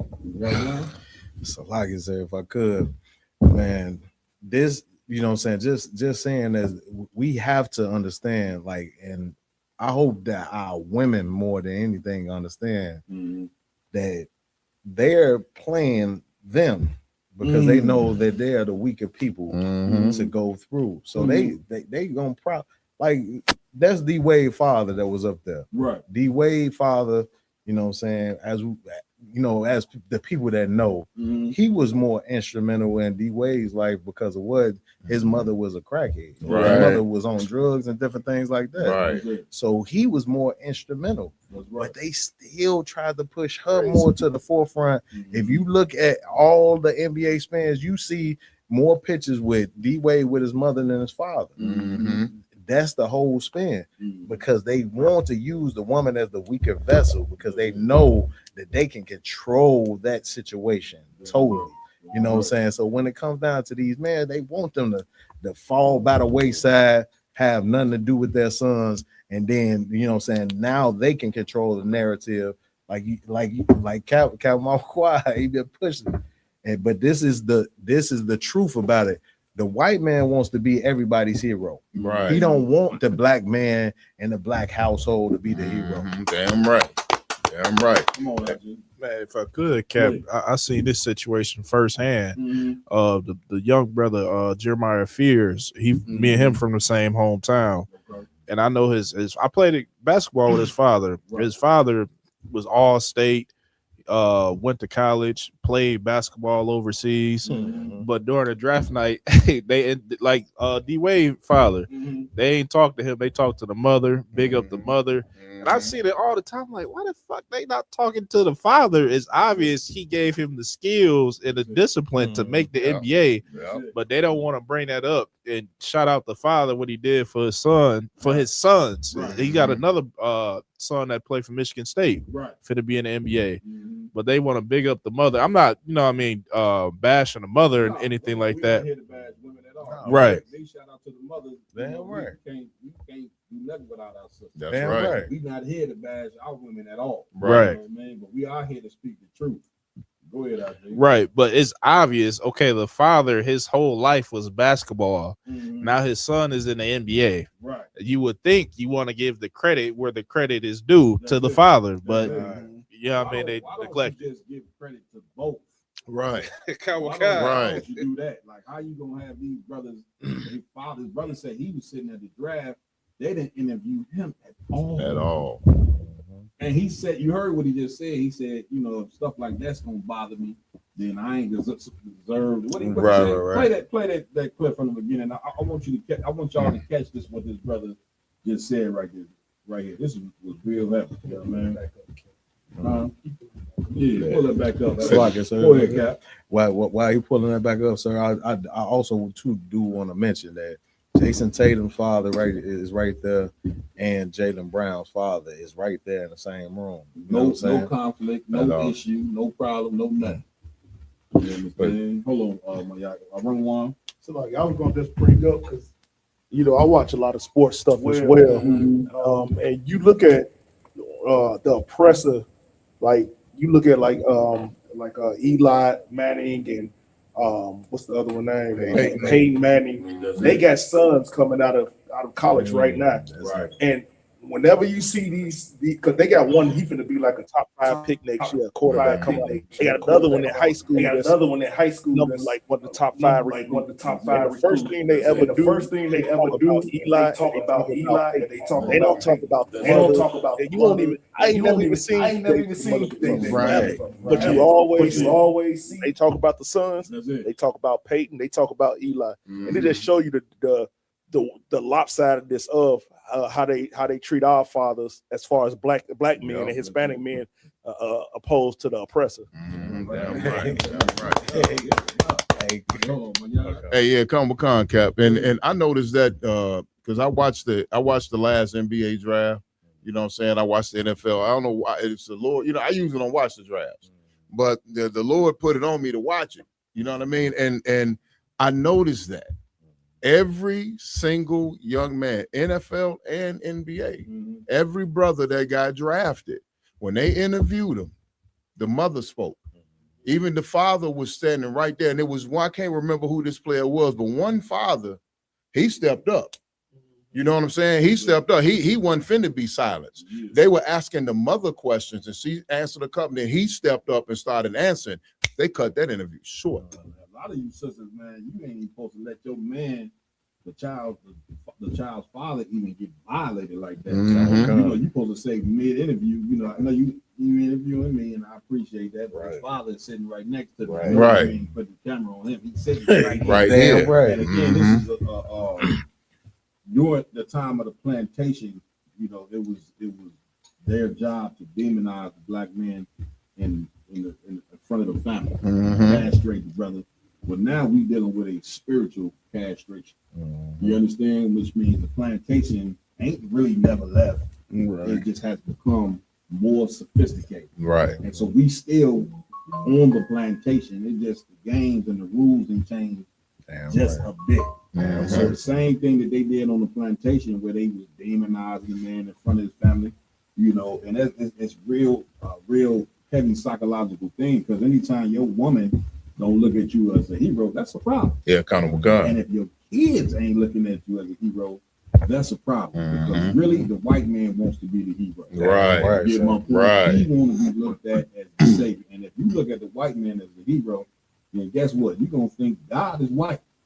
You really gonna think Christ is. You gonna think all men the only men that can do great in the sight of your eyes is somebody that don't look like you. Yeah, come on. And you wonder what's wrong with them. We are under a very sophisticated oppression that only a prophet of the Lord can understand and break down for you. That's the whole point. This something like this, I'm surprised that the brothers is even sitting around at the table even talking like this. Because normally black men don't sit around and coming up a superpower like the NBA, because that's what they doing. Coming up against a system, the NBA. The NBA is wicked as hell for doing this. You get my point for not giving the fathers no credit. And that's why in the ISUBK, under Commander Junior Hunter, we love our sisters, but we make sure that we give black men the credit for all that we endured in this empire. The strongest man on the earth. Everything for 400 years, and we still here. God damn. Give us some credit for building it. It wouldn't be no American empire if it wasn't for black men. Damn right, sir. You understand? Y'all done? If I could, just as you speaking of, Cap, and I gotta give a big shout out to the brother LeVar Ball. Oh yeah, that brother right there, he's one of the ones that wouldn't stay silent from the gate. You know what I'm saying? And they demonizing him to this day. Yeah. They because he was so outspoken, he was looked at as the most evilest nigga on the planet. Because he was right there with his kids for everything. And black man, that's something you better know. If you be a cat like LeVar Ball, the NBA is going to make sure that they demonize you like you evil for being so involved. He's too, you know, when the father, he's too involved. He's too involved. You see what they did with LeBron James. Yeah, come with You God. know what I mean? He with him, his son. Come with Now, God. Peyton Manning's father. Why you think Peyton Manning and them got in the position that they was in? I Right, don't take away from right. Peyton Manning's talent. But the minute you got a Manning on your last name, you getting rushed into the quarterback position because Guaranteed. of what your father, his Hard. grandfather. Right. did. Oh, God. You get my point? And let me tell you something, black man. The white man can't compare to your forefathers. That's right. Your forefathers go beyond this empire. Your forefathers are the greatest men that ever walked the face of the earth. Damn right. And you can go read about these bad niggas too. They in the Bible. That book right there, that's your history book right there. Abraham, black man. Moses, black man. Isaac, Jacob, black man. All the prophets, black. And we can prove this. Ain't like we can't prove. We biblical scholars, we can prove that the men of God have always been black. That's right. Niggas, That's as we right. like to call it, not Middle Eastern, because the minute that you prove is the people in the Bible was people of color, you know what they'll tell you where they wasn't talking about y'all. Right. Well, how you know? How you know that wasn't talking about us? That's oppression in itself. When these people come bombard you and gonna tell you who in the hell you are. Let me go do my own goddamn. That's why I love the UPK. Damn right. Because we go went and did our own research and found out that we was the real Jews. That's right. We went and did our own research and found out that the Native Indians are part of the 12 tribes and the so-called West Indian, Puerto Ricans, who else? Give me somebody, Cubans, who else? Guatemalans, All these different people Argentinians. that's in North, Central, and Central America. These are just not no insignificant people. These are the people of the Lord that lost their identity, and we're here to restore what has been lost. That's right. You get my point, Right. Dr. Lamar? If I may, like it's so insane. Like they don't bring out the black fathers unless they're celebrating them having sons or family members that are transgender or gay. There you go. Like didn't they give Dwayne Wade all the recognition in the world? Yeah. Father of the year. Did they not give Magic Johnson all the recognition in the world? Recognition in the world? Right. Because that's the only time a black man is valuable is when he's sending his son off. Destroying it. son. When he's Right. destroying his sons Right. in the name of love and the Christian church and all that. Yeah. That's when we get recognition. That's it. But we don't get recognition when they do something morally correct. Right. Damn right. Tell you from the beginning, I want y'all to catch something right quick with this brother just said. NBA, they try to act like they're the fathers. I saw dads crying because of that situation. How do each one of you guys feel about the way they want to divide you guys from your son when you get to that success? Wow. I've seen it when it started with the draft. Mom got interviewed and sitting right next to it. Nothing was asked of me. We know what it took for us to get our kids there. And if stuff like that is going to break me, then I don't need to be around. It's messed up, but I know my son, how much he cares and loves me. And he knows what we've been through. As long as that matters, I'm good. You wait. Stop I had a- right there. Now, what he just said was diabolical. Come Right. on. I know you think what he said was strong. And he took the high road. Right. Damn, taking the high No, road. that was weak. You understand? Like that right there is a brother whose spirit has been broken. Conor McCon. Because let me tell you something. You think I'm gonna go to an NBA draft with my son and I'm sitting there and the mother get interviewed? You think I ain't gonna listen? I'm gonna look at my woman like, man, you better tell these motherfuckers to roll that camera shots lock. You know what I'm saying? You better. Your woman supposed to know off top. You talk to him. Sisters, big shout out to the sisters in the UP. Damn right. I'm coming to your room one. You know what they gonna do? They gonna say talk to him first. Right. Then you can talk to me. Right. Your son supposed to know. Why you ain't talking to my father? dad? Right. Your son supposed to check these people. Man. You shouldn't. But he's sitting there saying like, you know what? I ain't tripping if that's gonna break me, man, bro. Damn that, man. Damn that. Like that is the wrong attitude to have right there. Damn We right, sir. always got to try to, take the high road or whatever. When that ain't the time to take no high road, man. Con. When white people go, what they say, when they go high, you go You go low, you go high. Yeah, nah. Damn that. When they go low, you start to go low. Hey, Con. Somebody, Please. if I could, Please. First off, big up for Caleb Williams. Wilson that we got the NBA draft this year. Mm-hmm. But what you said is so heavy because I watched this interview 1,000 times. If I could, I just want to play the last 10 seconds of this interview just so you can see it's exactly what you was talking about, but how the sister handled herself during this interview. It's like 10 seconds of it. True lover of the community. He loves to give back and look out and help for as many kids as possible. It's just a genuine, true authenticity as a person. Mom, I feel the same way he does. Congratulations to all of you guys. Thank Enjoy the you. ride. Thank you. Caleb, it was. There you go. I feel the same way he does. Bring it out. Bring it out. No, so it's how we was just talking about. Yeah. And you said the same thing. Like, the mother should have been like, I know who, gave this my son his skills, who worked tirelessly with him, went to every basketball. I mean, of course, they go to the games too, of course, but I'm talking about as far as the skill part of it. You know what I'm saying? This sister is she don't want to take that vain, seat. She said, if you look how the way they was even seated on the couch, Yeah, you can see that this cat here run his out. Damn right. Man, it's a beautiful thing when you run it out. Damn right, Black sir. woman, it's a beautiful thing when you submit to a nigga that runs it out. Damn right. Go ahead, get on to the Acting like submission is evil. Damn right. If you don't submit, it's confusion in the house. Damn If right. a man don't rule over that woman, brother, you bringing confusion to your home. Stop talking about, man, they didn't interview me, what I'm saying, which was cool. I ain't tripping on that. If I can't get through that, man, damn that, man. I'm sure you didn't put in a ton of work with that boy. You get my point night after night, countless. I know I was in that work. I train my brother tonight. You think I'm gonna sit somewhere and not get acknowledged for helping? Right. We ain't doing that. Damn Not this time we ain't. Damn right, sir. Hey, Cap, what you bringing out is super heavy from the standpoint of this. It is some brothers that can, that go and just do the task. No matter if they get thanks or any accolades or anything for that. Like the brother, Jason Tatum's father, like he said, it's certain brothers that have that, that wherewithal that can do that. But at the same time, you got people coming up behind this brother. Like this brother, is the one that's getting up at 5 o'clock in the morning and working with his son. That's right. Running with his son. That's Like, right. Like, no, do this, don't do that.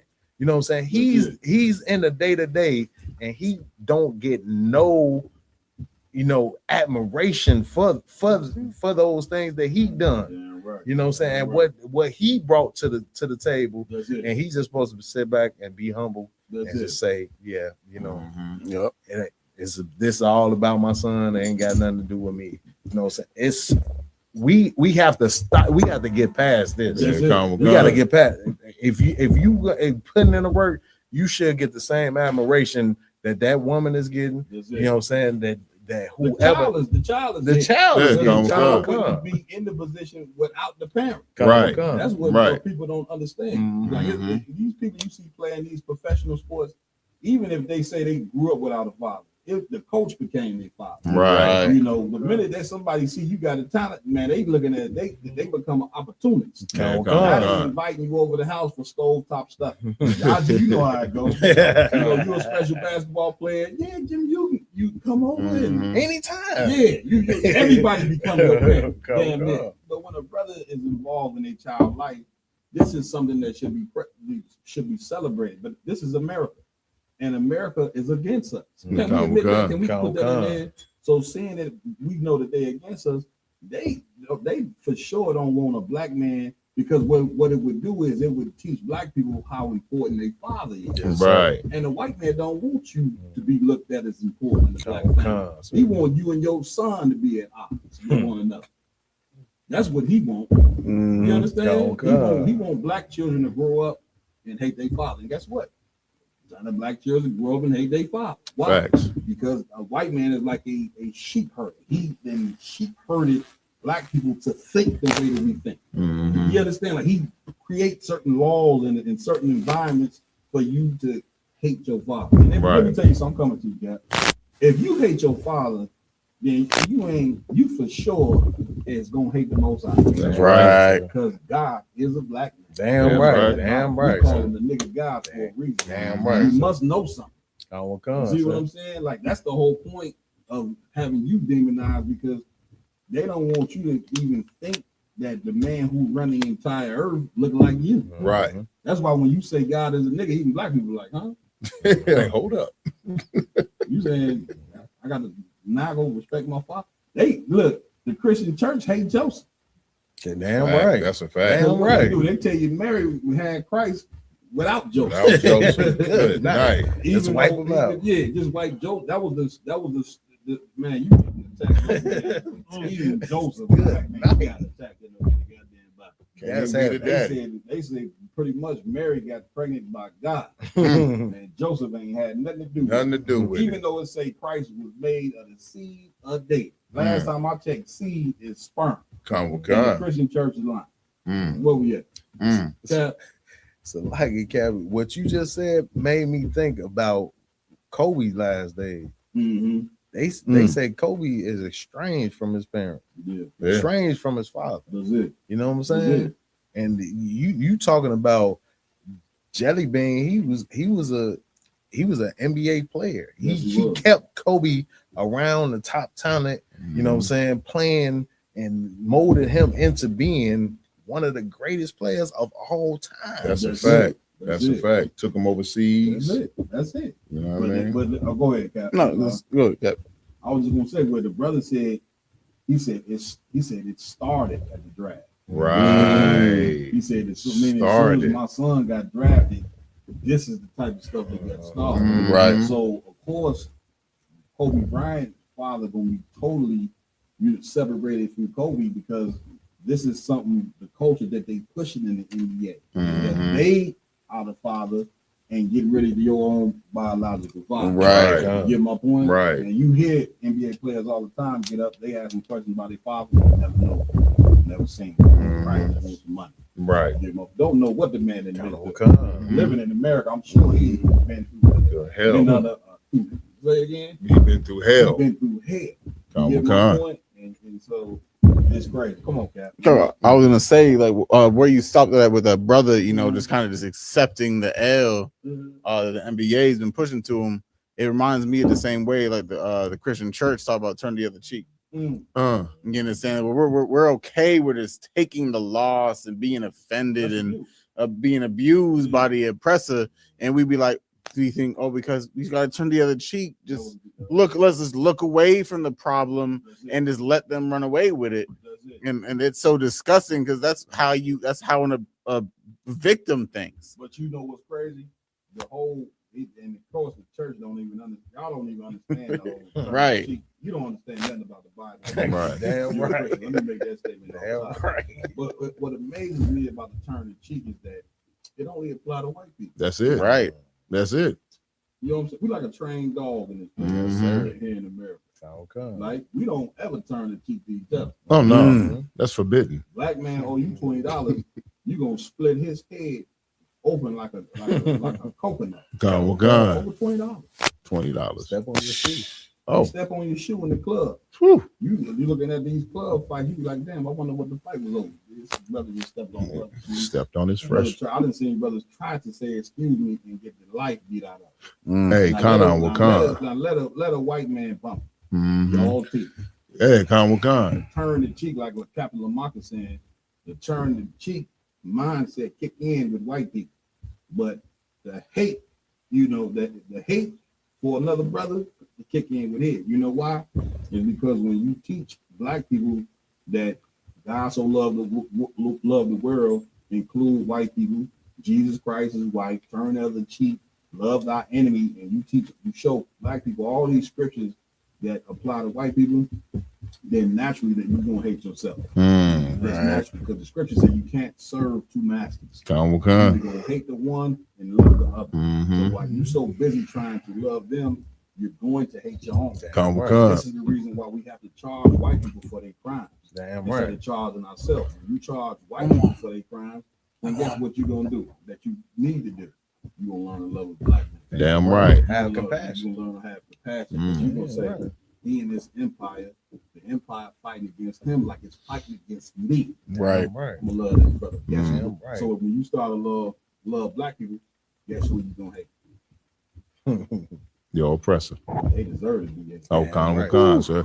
And if I could say one thing about the brother Cap, like Captain Lamont saying, but the other thing about it is that brother with that statement, like you said earlier, that might sound powerful. Like if I'm gonna let a little thing like that, I don't need to be here.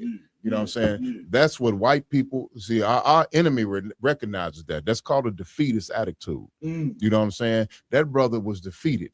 You know what I'm saying? When he was sitting there and they didn't interview him, that's a statement from a brother. He felt some type of way when they didn't acknowledge him and interview him, and he had to rationalize it to himself. You know what I'm saying? And he also talked to somebody that broke that down to him. You know what I'm saying? Whether it was his own foolish mind or his wife or a friend or some counselor that said, well, brother, if you're going to let that bother you, brother, after all your great accomplishments, no, F that. You know what I'm saying? The father is the one on the court. The mom ain't out there shooting jump shots. You know what I'm saying? Like you said, at 3 a.m. That brother was offended. That brother was hurt by it. He was mad by it. And either he talked himself down to somebody else. See, as Black people, we have this thing in us where we can't be offended. We can be offended by each other. But when it comes to a grander scale, when it comes to our oppressor, or it comes to our wives getting the credit for raising good sons over us when we still in the picture, we have taught ourselves and been taught that we cannot be offended by that. We have to let it go and be the bigger man. Well, like you said, Cap, forget that if they go low, we go high. You know what I'm saying? If they go low, the scriptures tell us to harden our heads and meet them where they at with the same goddamn energy. Damn right. That whole mentality right there is what you call the relationship between the abuser and the abused. Damn right. It's like a woman that get beat. She come to work, people are like, man, you know, look at you. You know, what happened to you? She's making an excuse for her husband beating the hell out of her. Right. You know, I just got to do better. I ain't gonna let that bother me. I got a black eye. I'm gonna be okay. Right. That's what you just seen. Kind of con. See what I'm saying? What we at, yeah. Come on, concert. Next up, we have a topic going in to show proof that Black doctors are better than the oppressors' doctors. For our people. Right. Black children more likely to die in the hospital than white children. Let me know why. Probably a lot of reasons. Probably because y'all are in bad, underfunded neighborhoods. We going to the hospitals. You can't afford the same medicine as the in the hospital. In the hospital, they dying in the hospital. Maximus. About when you Maximus. talk about the maternal mortality rate. No, white women, it's 14.5 per 100,000 births. Black people, it's 50.3 per 100,000 births. And Maximus, when she gives birth, is almost 4 times more likely to die during birth than white people. And I'm gonna ask you again: is it because white people are bad doctors, or are white people killing these children in the hospital? What's the reason? What was the reason? What was the reason? The reason is you have underfunded communities. And you go in the hospital.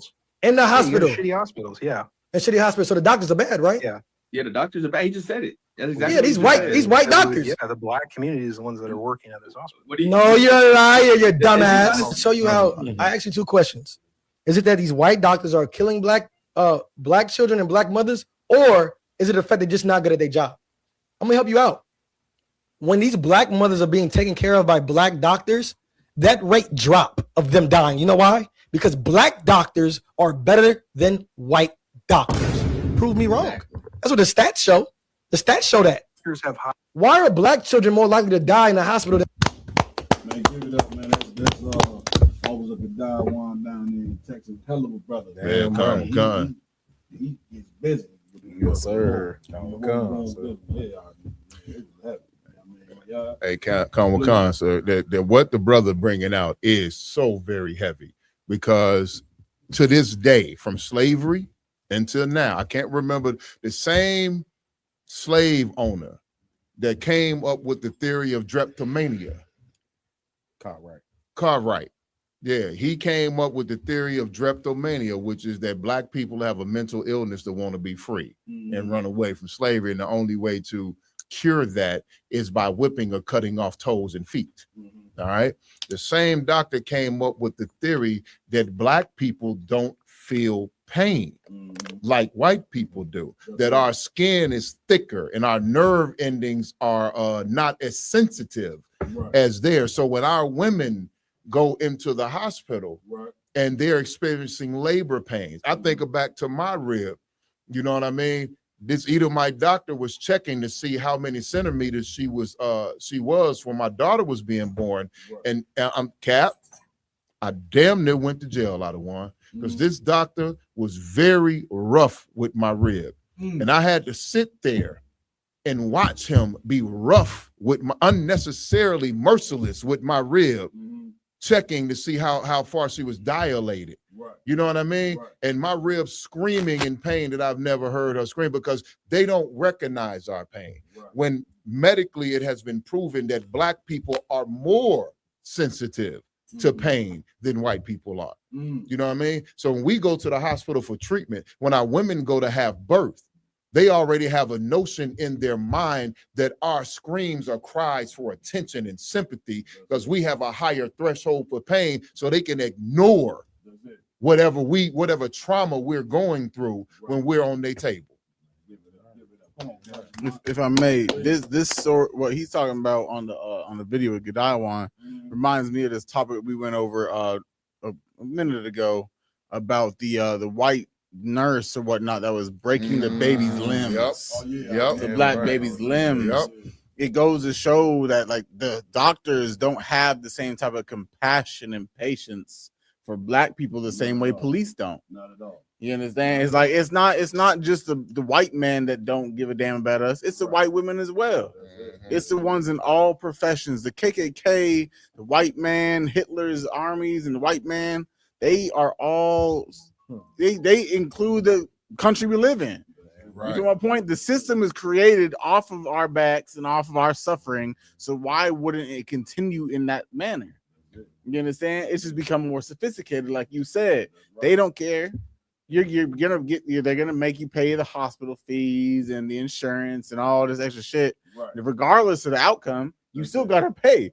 You die, it goes on to your families. You survive, you got the bill. It don't matter. So they play with your life like it's a game. Damn right. Also, on top of this, if you don't see the callous of the white man he's sitting up there talking about, it's because your hospitals are shitty. You don't got no funding. You know what I'm saying? This is their mindset. You know what I'm saying? Everything is wrapped around money. And how did you get your money?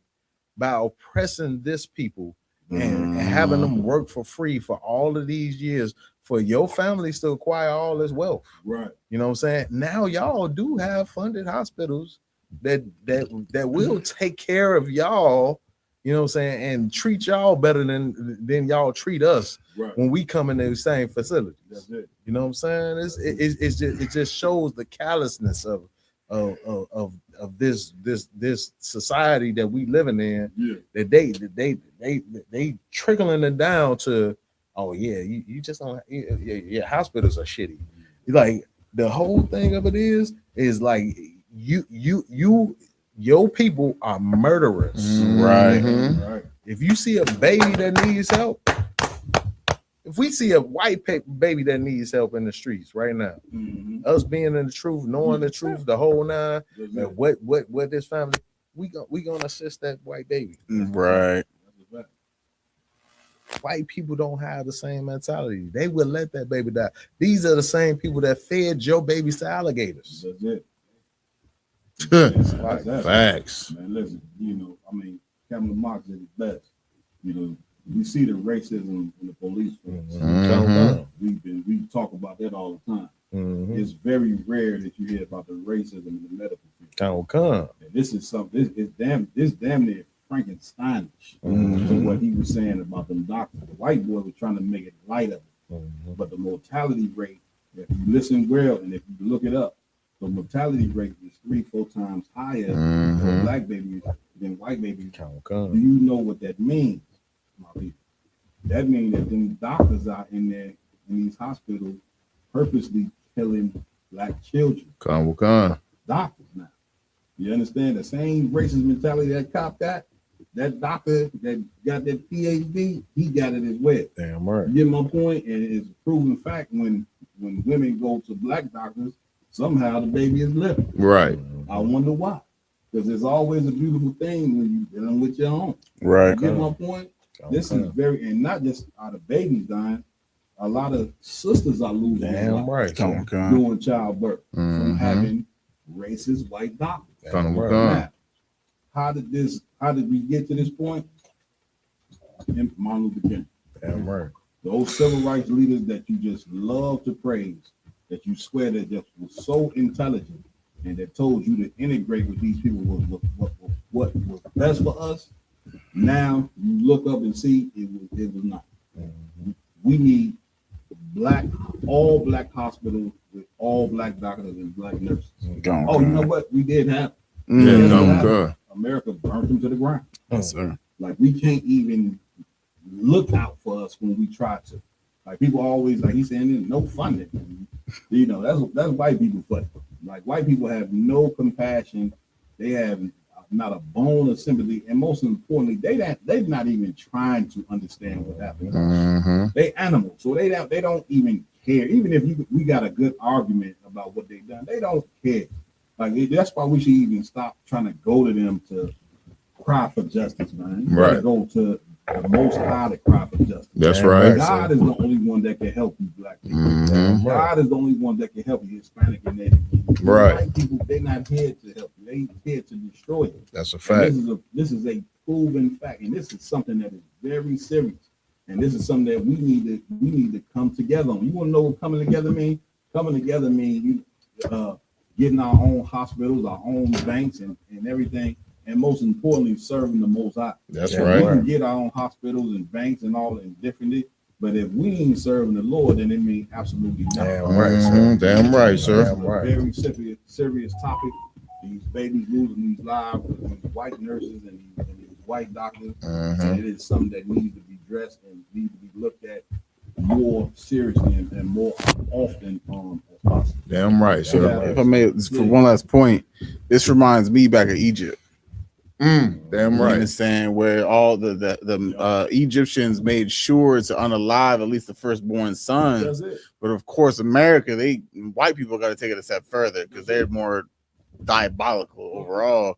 They got to unalive us to the highest degree. Like I told y'all before we started the podcast, since the 1980, there have been 3 billion abortions in itself. Right, of course, that's all races combined. But we did the statistics. It's the black people doing, black women at least, doing a higher degree of those because we were taught our children are, burdens. You know what I'm saying? We want higher degrees. We want money and advances in society instead of being able to raise a family because that's the propaganda we were given by the so-called white man. So we are treating our children like they parasites. I mean, they get a pleasure out of doing things to our children. We just read it in the book of Deuteronomy. Right, God. They don't have no care for the old order yet. As a matter of fact, they so much of a coward. They like a lion. The lion when he see the antelope running, he ain't going for the biggest, strongest. Not if it's a little baby dead there that can barely run. He gonna go for the weakest one, the one that just came out the mother's womb and could barely walk. But that's an easy meal for him. That's how they look at our children. And it's our job to protect our children. Protect our children by doing what the Lord say, which is to separate from these people. Damn right. Where we at? Come on. So next up, we're gonna go into the title of it is the U.S. Navy is working to rename a U.S. carrier, honoring a Black Pearl Harbor hero named Doris Miller, which is a brother, and naming it in Trump's name. Good night. IG has the article. Come. Navy may rename carrier slated to honor Black veteran to instead honor Donald Trump. The Navy is reportedly working to rename an aircraft carrier under construction that was set to honor a Black sailor celebrated for his heroism at Pearl Harbor. If I could, Go ahead, my guy. if I could, you know what I mean? That's the Cuba Gooding Jr. character in the movie Pearl Harbor. You know what I'm saying? This brother ran around firing guns at the Japanese fighters, you know what I'm saying, saving lives and, you know what I'm saying, risking himself for all them so-called white people that was on that base. Like, this brother was a real hero. Right. You know what I mean?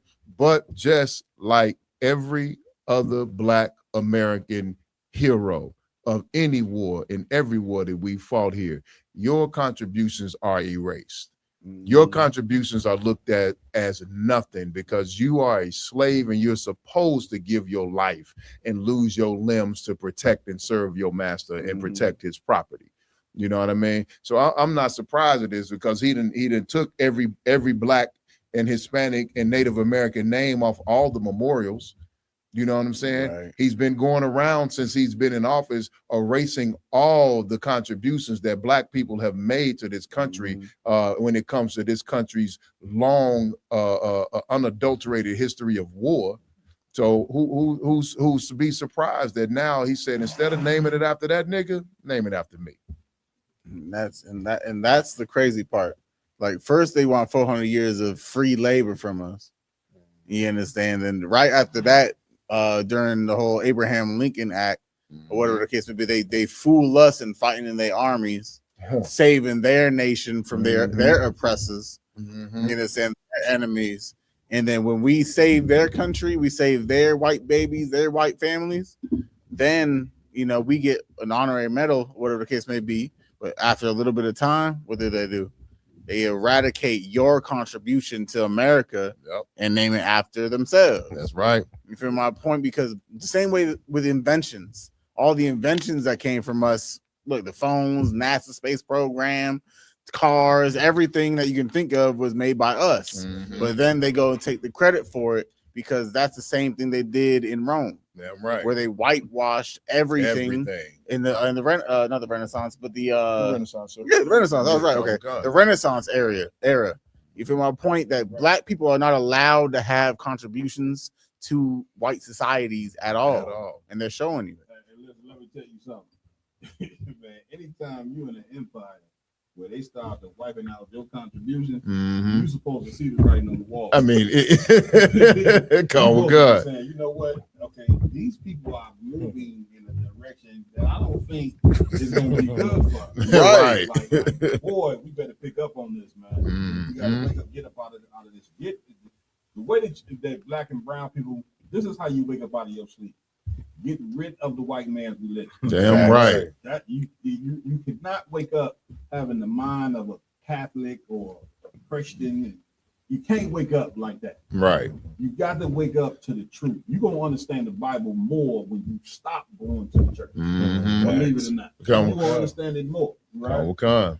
And so now they like Donald Trump he's the president, so these people are following his lead. Damn right. And he's just being extremely racist, which is why you see white people's racism exploding more than ever, because his whole campaign has been, let's make America great again. And let me tell you something, that has been music to white people's ears. Hey, Conor McCon. Because they look, yes, Right. we can get back to jumping in these goddamn pickup trucks, rolling down and doing whatever we want. And look, we're gonna get immunity anyway. Right. And that's why you're seeing lynchings picking back up. Right. You get my point. They get more and more aggressive with their racism.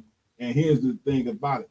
The Lord said that would happen in the last days. Hey, Conor McCon, The sir. Lord said because he know he got but a short time, he gonna come down on you. That's in the Bible. Like the Bible is your brothers from the past speaking prophecies to you that apply to today. That's right, sir. Communication from our family and to our present day family right now. That's what the Bible is. Your brothers talking to you about what they went through and what you gonna go through. Conor That's McCon. that's what it's all about. And when the Bible says he know if he got but a short time, meaning the white, they know instinctively that their empire is falling. And so therefore they're gonna take it out on you. Yeah. Hey, if I could, Cap, and just to be honest, it like you said, when you see your contributions to a country that you done contributed the most to and made that country great, being a race, writing's on the wall. You know what I'm saying? Donald Trump, and I'm gonna let black people know, Donald Trump is a true American hero. That's it. He is, he's the greatest American hero of all time, because you know what? Yeah. Donald Trump, he's bold. He's unfiltered. Right. He's not gonna lie to your black ass. He's gonna tell the truth. He thinks black people, Hispanic people are the worst, that we're the scum of the earth. Right. He thinks that white people are the greatest ever, Right. and that we should be underneath them. And there's no hiding. He's at the beginning of the year, he fired over 300,000 black women out of politics. Got rid of them. Sisters and black women are the most educated women in the country. Right. They're in management, they're in high office. Well, they were in management, they were in high office in politics, and they were saying how men oppressed them. Well, now it's time the sisters to see that the white man is the oppressor, because you know what I'm saying? Donald Trump fired you all. Right. You know what I'm saying? So like what are we supposed to expect? That Donald Trump is, you'll say, well, he never fought in the war. Yes, he has. Right. He's fighting and winning in the war against your black ass. Man, listen, he understands what it takes to be a president of the United States. Give me right on that. Damn right. Because all the presidents of the United States have been diabolical. Come. So you look at the research of George Washington and Thomas Jefferson and say, damn, these cats were a piece of shit. Right. I guess that's how you stay in power. Like you even see it with the movies. It's like when you watching the Game of Thrones and all that, it's like whoever the most diabolical is the one that runs the empire. That's a fact. Like when you white man, nigga, if you want some power, man, don't try to be good. Right. You don't try to have no morals, because you're gonna end up in a trailer park. Damn right. You've been watching Game of Thrones, Cap. You're gonna end up like Ned Stark. Right. Get me right. When you try to be a righteous white man, that don't work out too well for you. Like you got to be evil. God. To get some power in the head. God. You know What's so heavy about what's so heavy about what you bringing out, sir, is the fact that, you know what I'm saying, like is the fact that, like, Donald Trump, like you said, he understands, like, putting his name on all these monuments. Like we look at it like, man, everybody knows Donald Trump is a Chester. Man, everybody know that. 31 felonies. 34 felonies. You know what I'm saying? Nice. We all know, like, how diabolical he is in this time. Right. But we just like you were bringing up all these names, Thomas Jefferson and George Washington, and all these things throughout history, it starts to get dimmer and dimmer as you go on in history. And they get celebrated.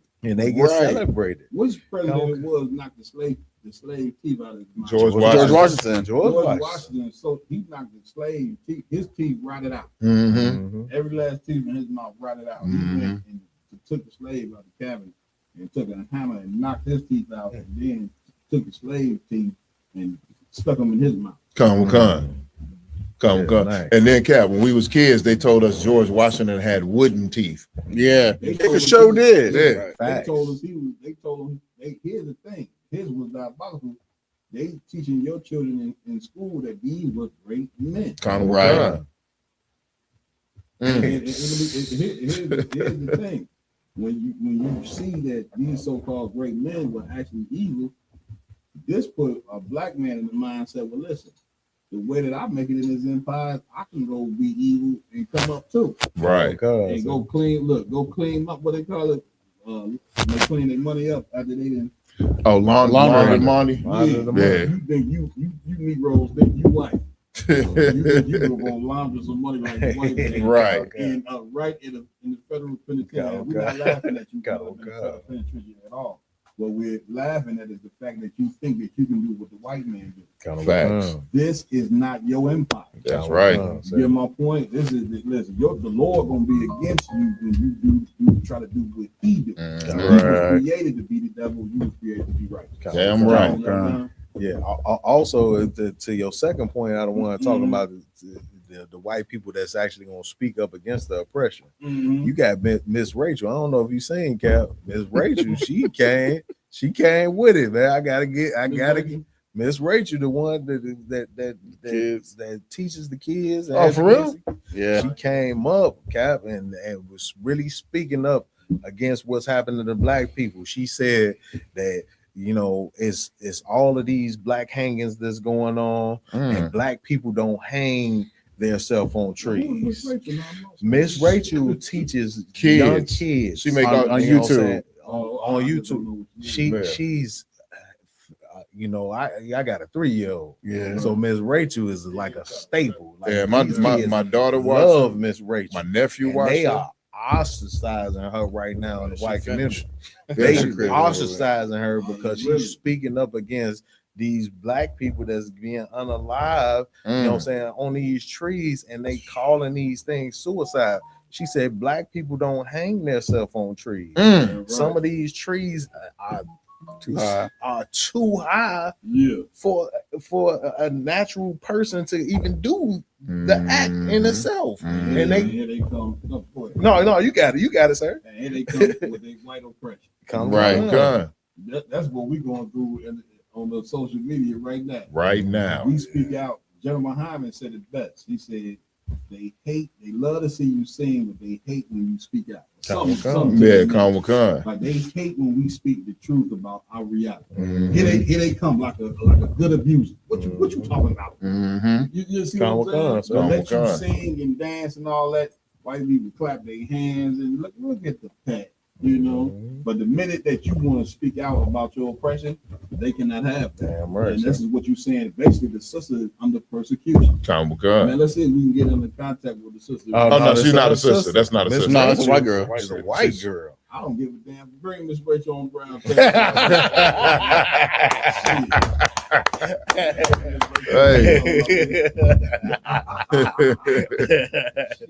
It is some good white people out there. We ain't never said that it wasn't. We speak the truth out there. You know what I mean? Like if you a person, you could tell a good white person based on their actions. You see what I'm saying? All white people ain't bad, but when we say the white man the devil, we talking about the ones that's in power. Right. You know, when we say that the power structure, white supremacy is what we're talking about. Those good white people, man, a lot of them, they support what we do. Give them how do we know? We can pull up footage where you can see good white people getting on their hands and knees and kissing our boots. That's right. You know what I'm saying? That's a good white man. That is the best white man. He hear what we're saying and know what we're saying is right. Damn right. right. I'm looking at the boot kissing like, oh, that's wrong. No, the man is saying in the spirit that he's sorry for what his people then done to us. Right. And therefore he gonna get on his hands and knees and kiss our boots because he also know that when we say that we gonna be the new authority in the earth, he wants some mercy. Yeah, he wants some mercy. God. He hears us break it down in scriptures and say, man, listen, these guys is right. I mean, we should be preparing. We should be giving them all the reparations we can while we got the opportunity. God. Give them a point. God. And listen, one thing about the big guy, he gonna take it out your ass anyway. Damn right, sir. Facts. Hey, sir. Pause. Right, pause. Going back to the last video, Cap, what that black father did with the NBA, that was like a spiritual boot kiss. Yeah. You know what I'm saying? That I just lower myself. Right. You know what I'm saying? Right. This cat he's like 6'9", 6'8". I seen him standing, you know, Jason Tatum 6'10". Yeah, he probably look like he's the same height as his son. So here you are 6'10", a big strong black man talking about you gonna take the low road. You gonna take the high road. Right. I'm gonna get mad about things like this, and I ain't a man. I ain't a man. Damn that. Right. You know what I'm saying? Like you need to start. Like that LeVar Ball, radical as hell. None of that. Listen, big shout out. You know what I'm saying to LeVar Ball for starting that podcast. John will come. You know, hopefully you can check that out and see what he's talking about on this thing. Come, sir. Oh, yeah, So, I'm glad you mentioned reparations a second ago because right now we're gonna go into a video of them talking about our reparations are prisons. Good night. Prisons is what we got for reparations. Damn, I got to be living in Twilight. And that's what we're sick of. No, I don't. Yes. I don't In pretend to masturbate fact, shit. Black Americans receive 25% of the welfare. That 1/3 of them go to prison. Isn't that reparations? They're getting stuff paid. How is prison reparations? Well, What the fuck let's did you see. just say? A prisoner, Say that a again? prisoner on average is $80,000 a year to the taxpayer. Sounds like reparations to me. 3 years, that's over $250K. So locking up black people is a form of reparations. You really gonna say that shit on a national platform with 12 million? No, what I'm saying is 1 in 3. He really gonna say that shit? He said it. He stood by it. He doubled down. Common God, Madcap. This is a perfect example that you can't enforce. As a black person, I know you want to love white people. I get it. You got a kind heart and everything like that. But this white man is showing you that you just can't implant compassion into him. He ain't got it. He said, nigga, you riding in the cell is your reparations.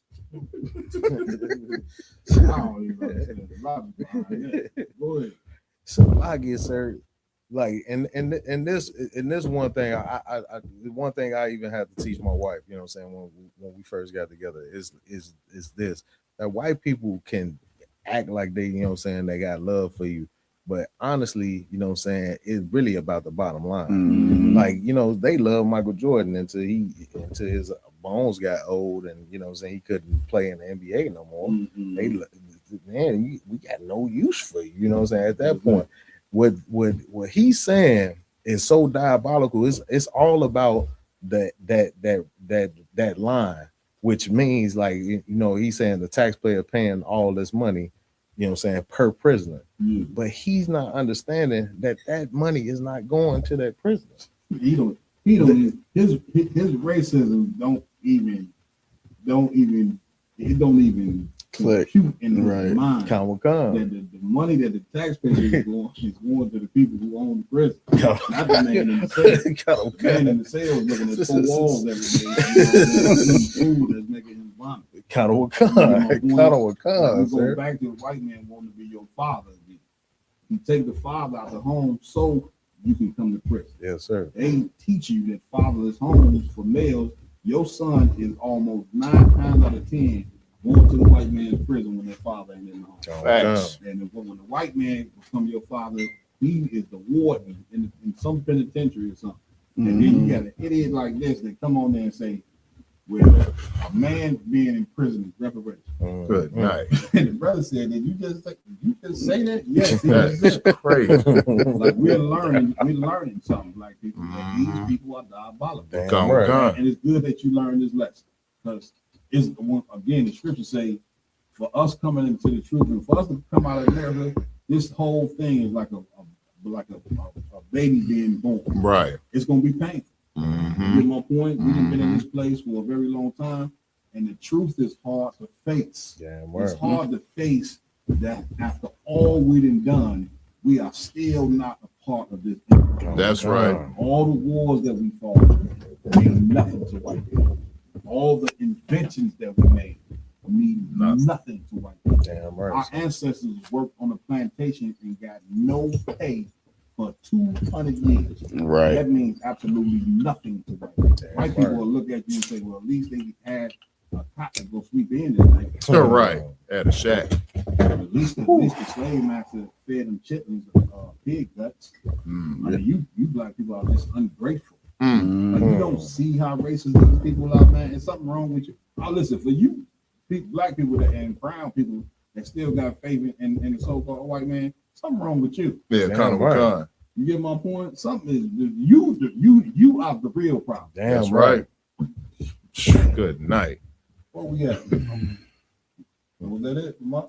Come on that one. We have one more. Come on, let's do the last one. We Come on. So we last but not least,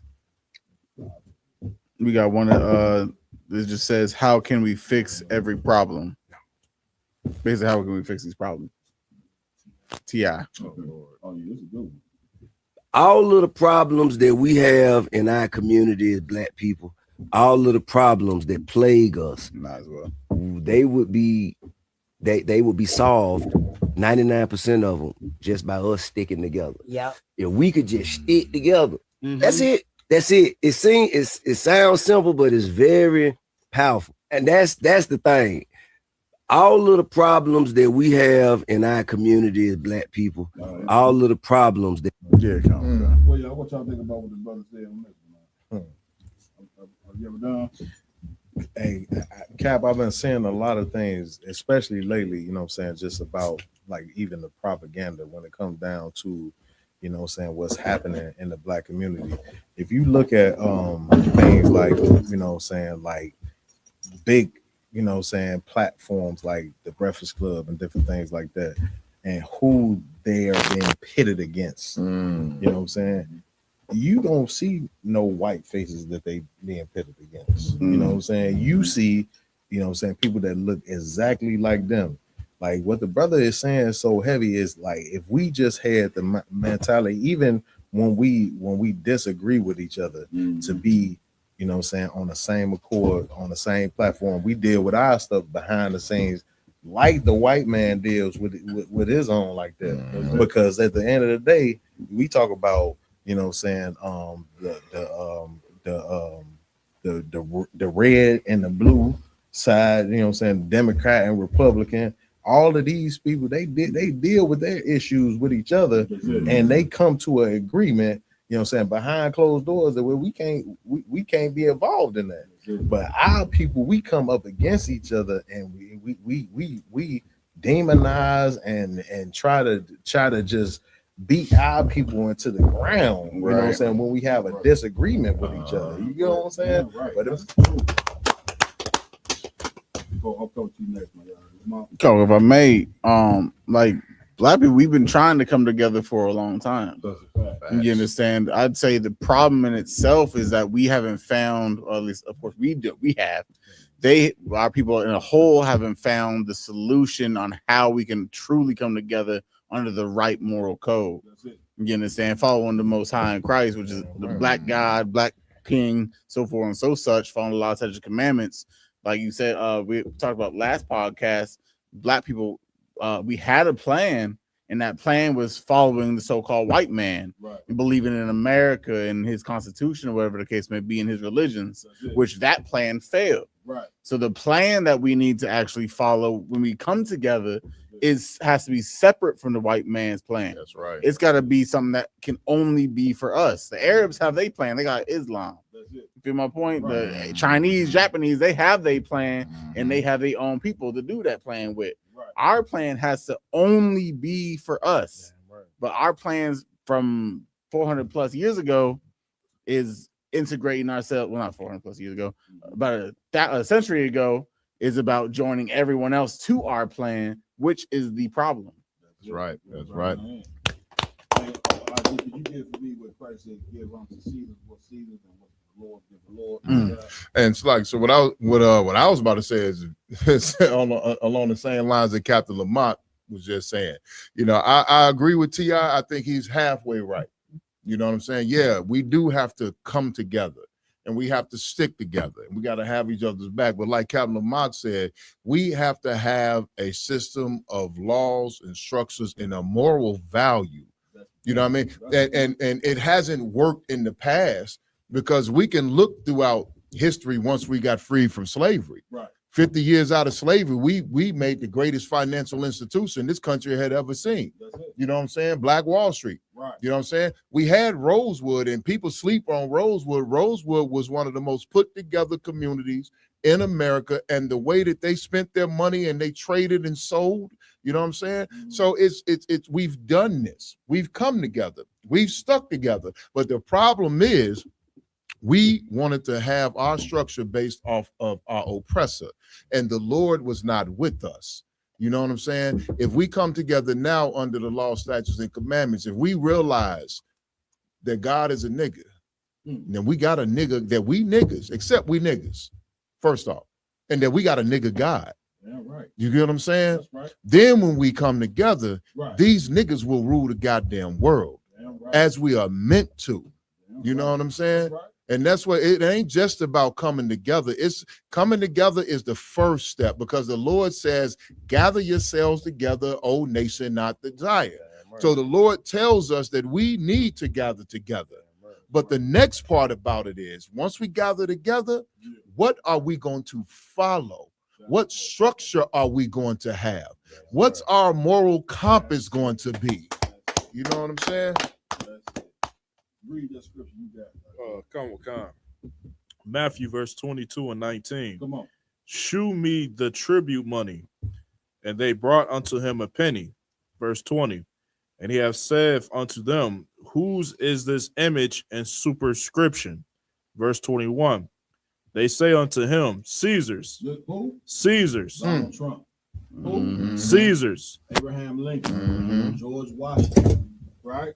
Read. Then saith he unto them, render therefore unto Caesar the things which are Caesar's, and unto God the things that are God's.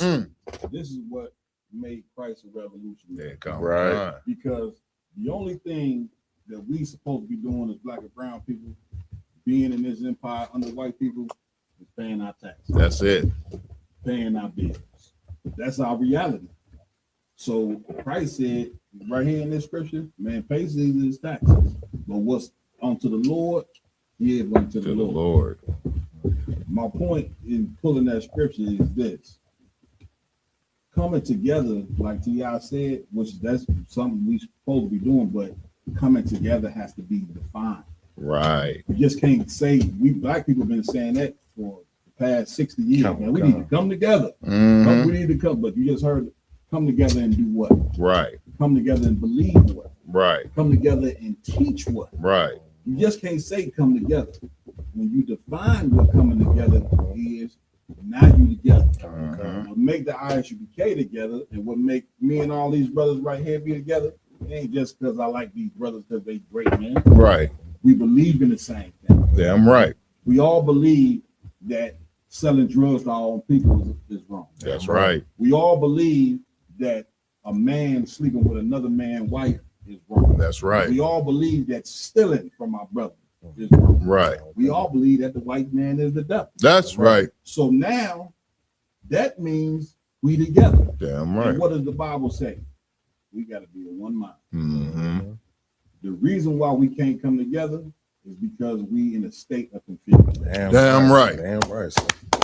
And why are we in a state of confusion? Because these people over here is Baptist. These people over here is Catholic.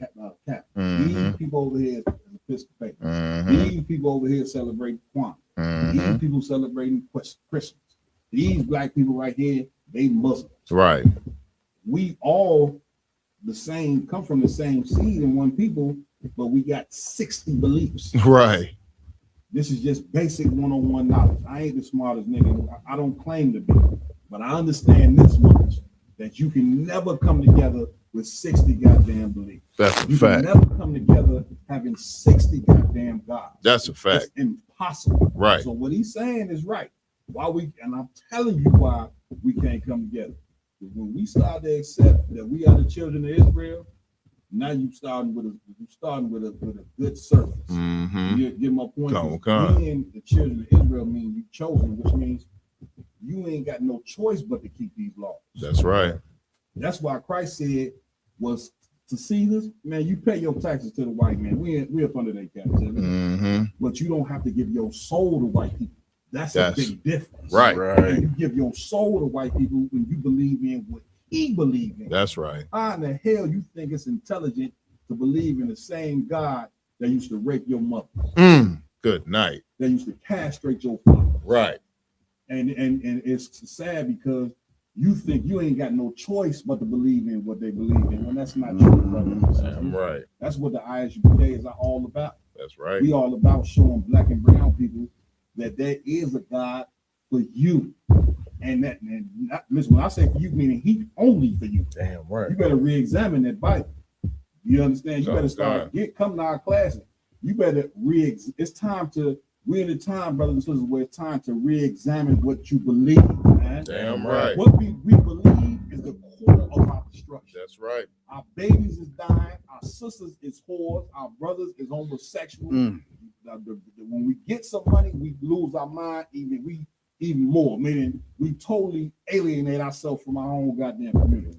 We jammed up in this place. Damn right, sir. And when we can admit that, then like T.I. just said, we could come together. And when black people come together with Hispanic people and Native Indian people, we're gonna rock this world like something you ain't never seen. Damn right. The only way that you can rock this world is through sports and entertainment. Right. The way that you rock this world is by being a man of morality. Man. Damn right. That's what Christ stood for. That's he was right. the baddest nigga to walk the earth. Damn right. No Middle Eastern and none of that crap they try None to of teach that. you. Jesus Christ was a nigga from the tribe of Judah, man. Just like me. And I think that's how you end the show right there. Hey, come on, right. Cap. No point. You know what I mean? Pray to the nigga. Pray to the nigga God. You know what I mean? All right. Damn. Give it up, man. Been one big hell of a show. You understand? Y'all in the announcements. Come on. As always, make sure you go like, follow, share, subscribe to all Roundtable of Truth social media pages out there. RNU. Tomorrow we will be having camp at 401 North Michigan Ave. That's right. You understand? From 1 p.m. until We coming to ruin y'all Saturday. as always. Oh, please. Yes, sir. In the name of the nigga God. In the name of the nigga God. Come. You know these niggas. Just don't look. Kelly, go ahead. Just speed up the walk. Just ignore them. And of course, make sure to get ready. You got about 2 weeks until the East Coast Cookout over in Philadelphia. Right. Under Commander Johnny Yohana. Make sure to come out September 3rd through the 6th. It's going to be a great plethora of events. Man. General's got lectures. We got classes. We got camp. You got the cookout itself. You ain't ready. Big shout out to Captain Ty War, who's at the helm of the Philly Cookout. Damn right. You understand? So get your ticket, book your hotel room, everything like that, because UPK is gonna do big like we always do. Did you mention this already? Chicago will be in the building. We will be in Philly. Most definitely. Come check us out. And Commander General how to make a cheesesteaks. Oh, he Philly cheese. Philly oh, he cheesesteaks. ready. Come on, man. I can't wait. So you run out, go get one before you run out. Oh, I'm gonna be right. No, brothers like to make it that late. Still a cheese steak left? No. No. No, that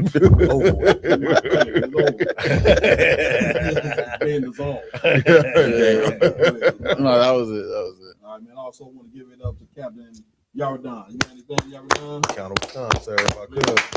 If I could, you know what I'm saying, as usual, you know what I'm saying, pay your tithes, man. That's right. ISUPK.com.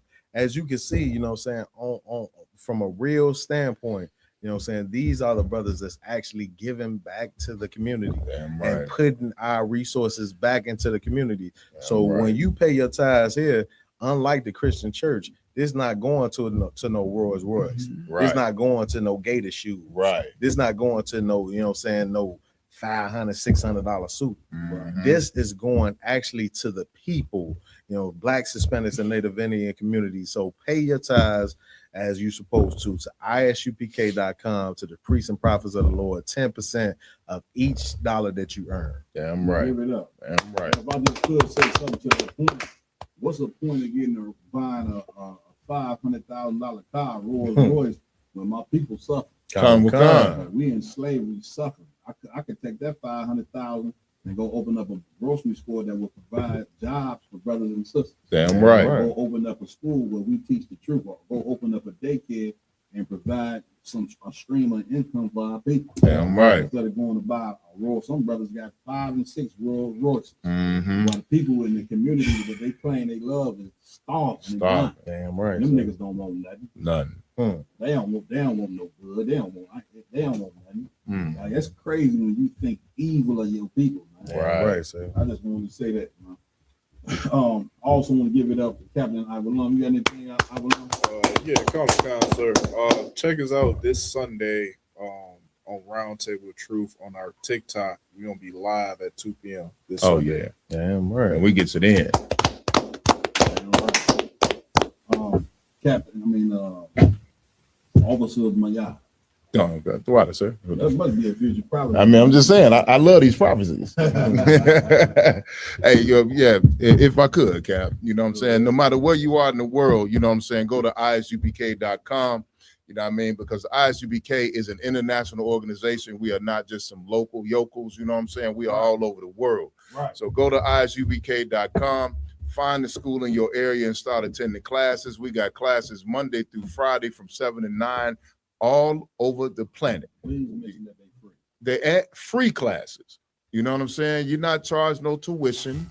You're not charged no entry fee. You ain't got the collection plate. Ain't finna hit you in the head 7 times.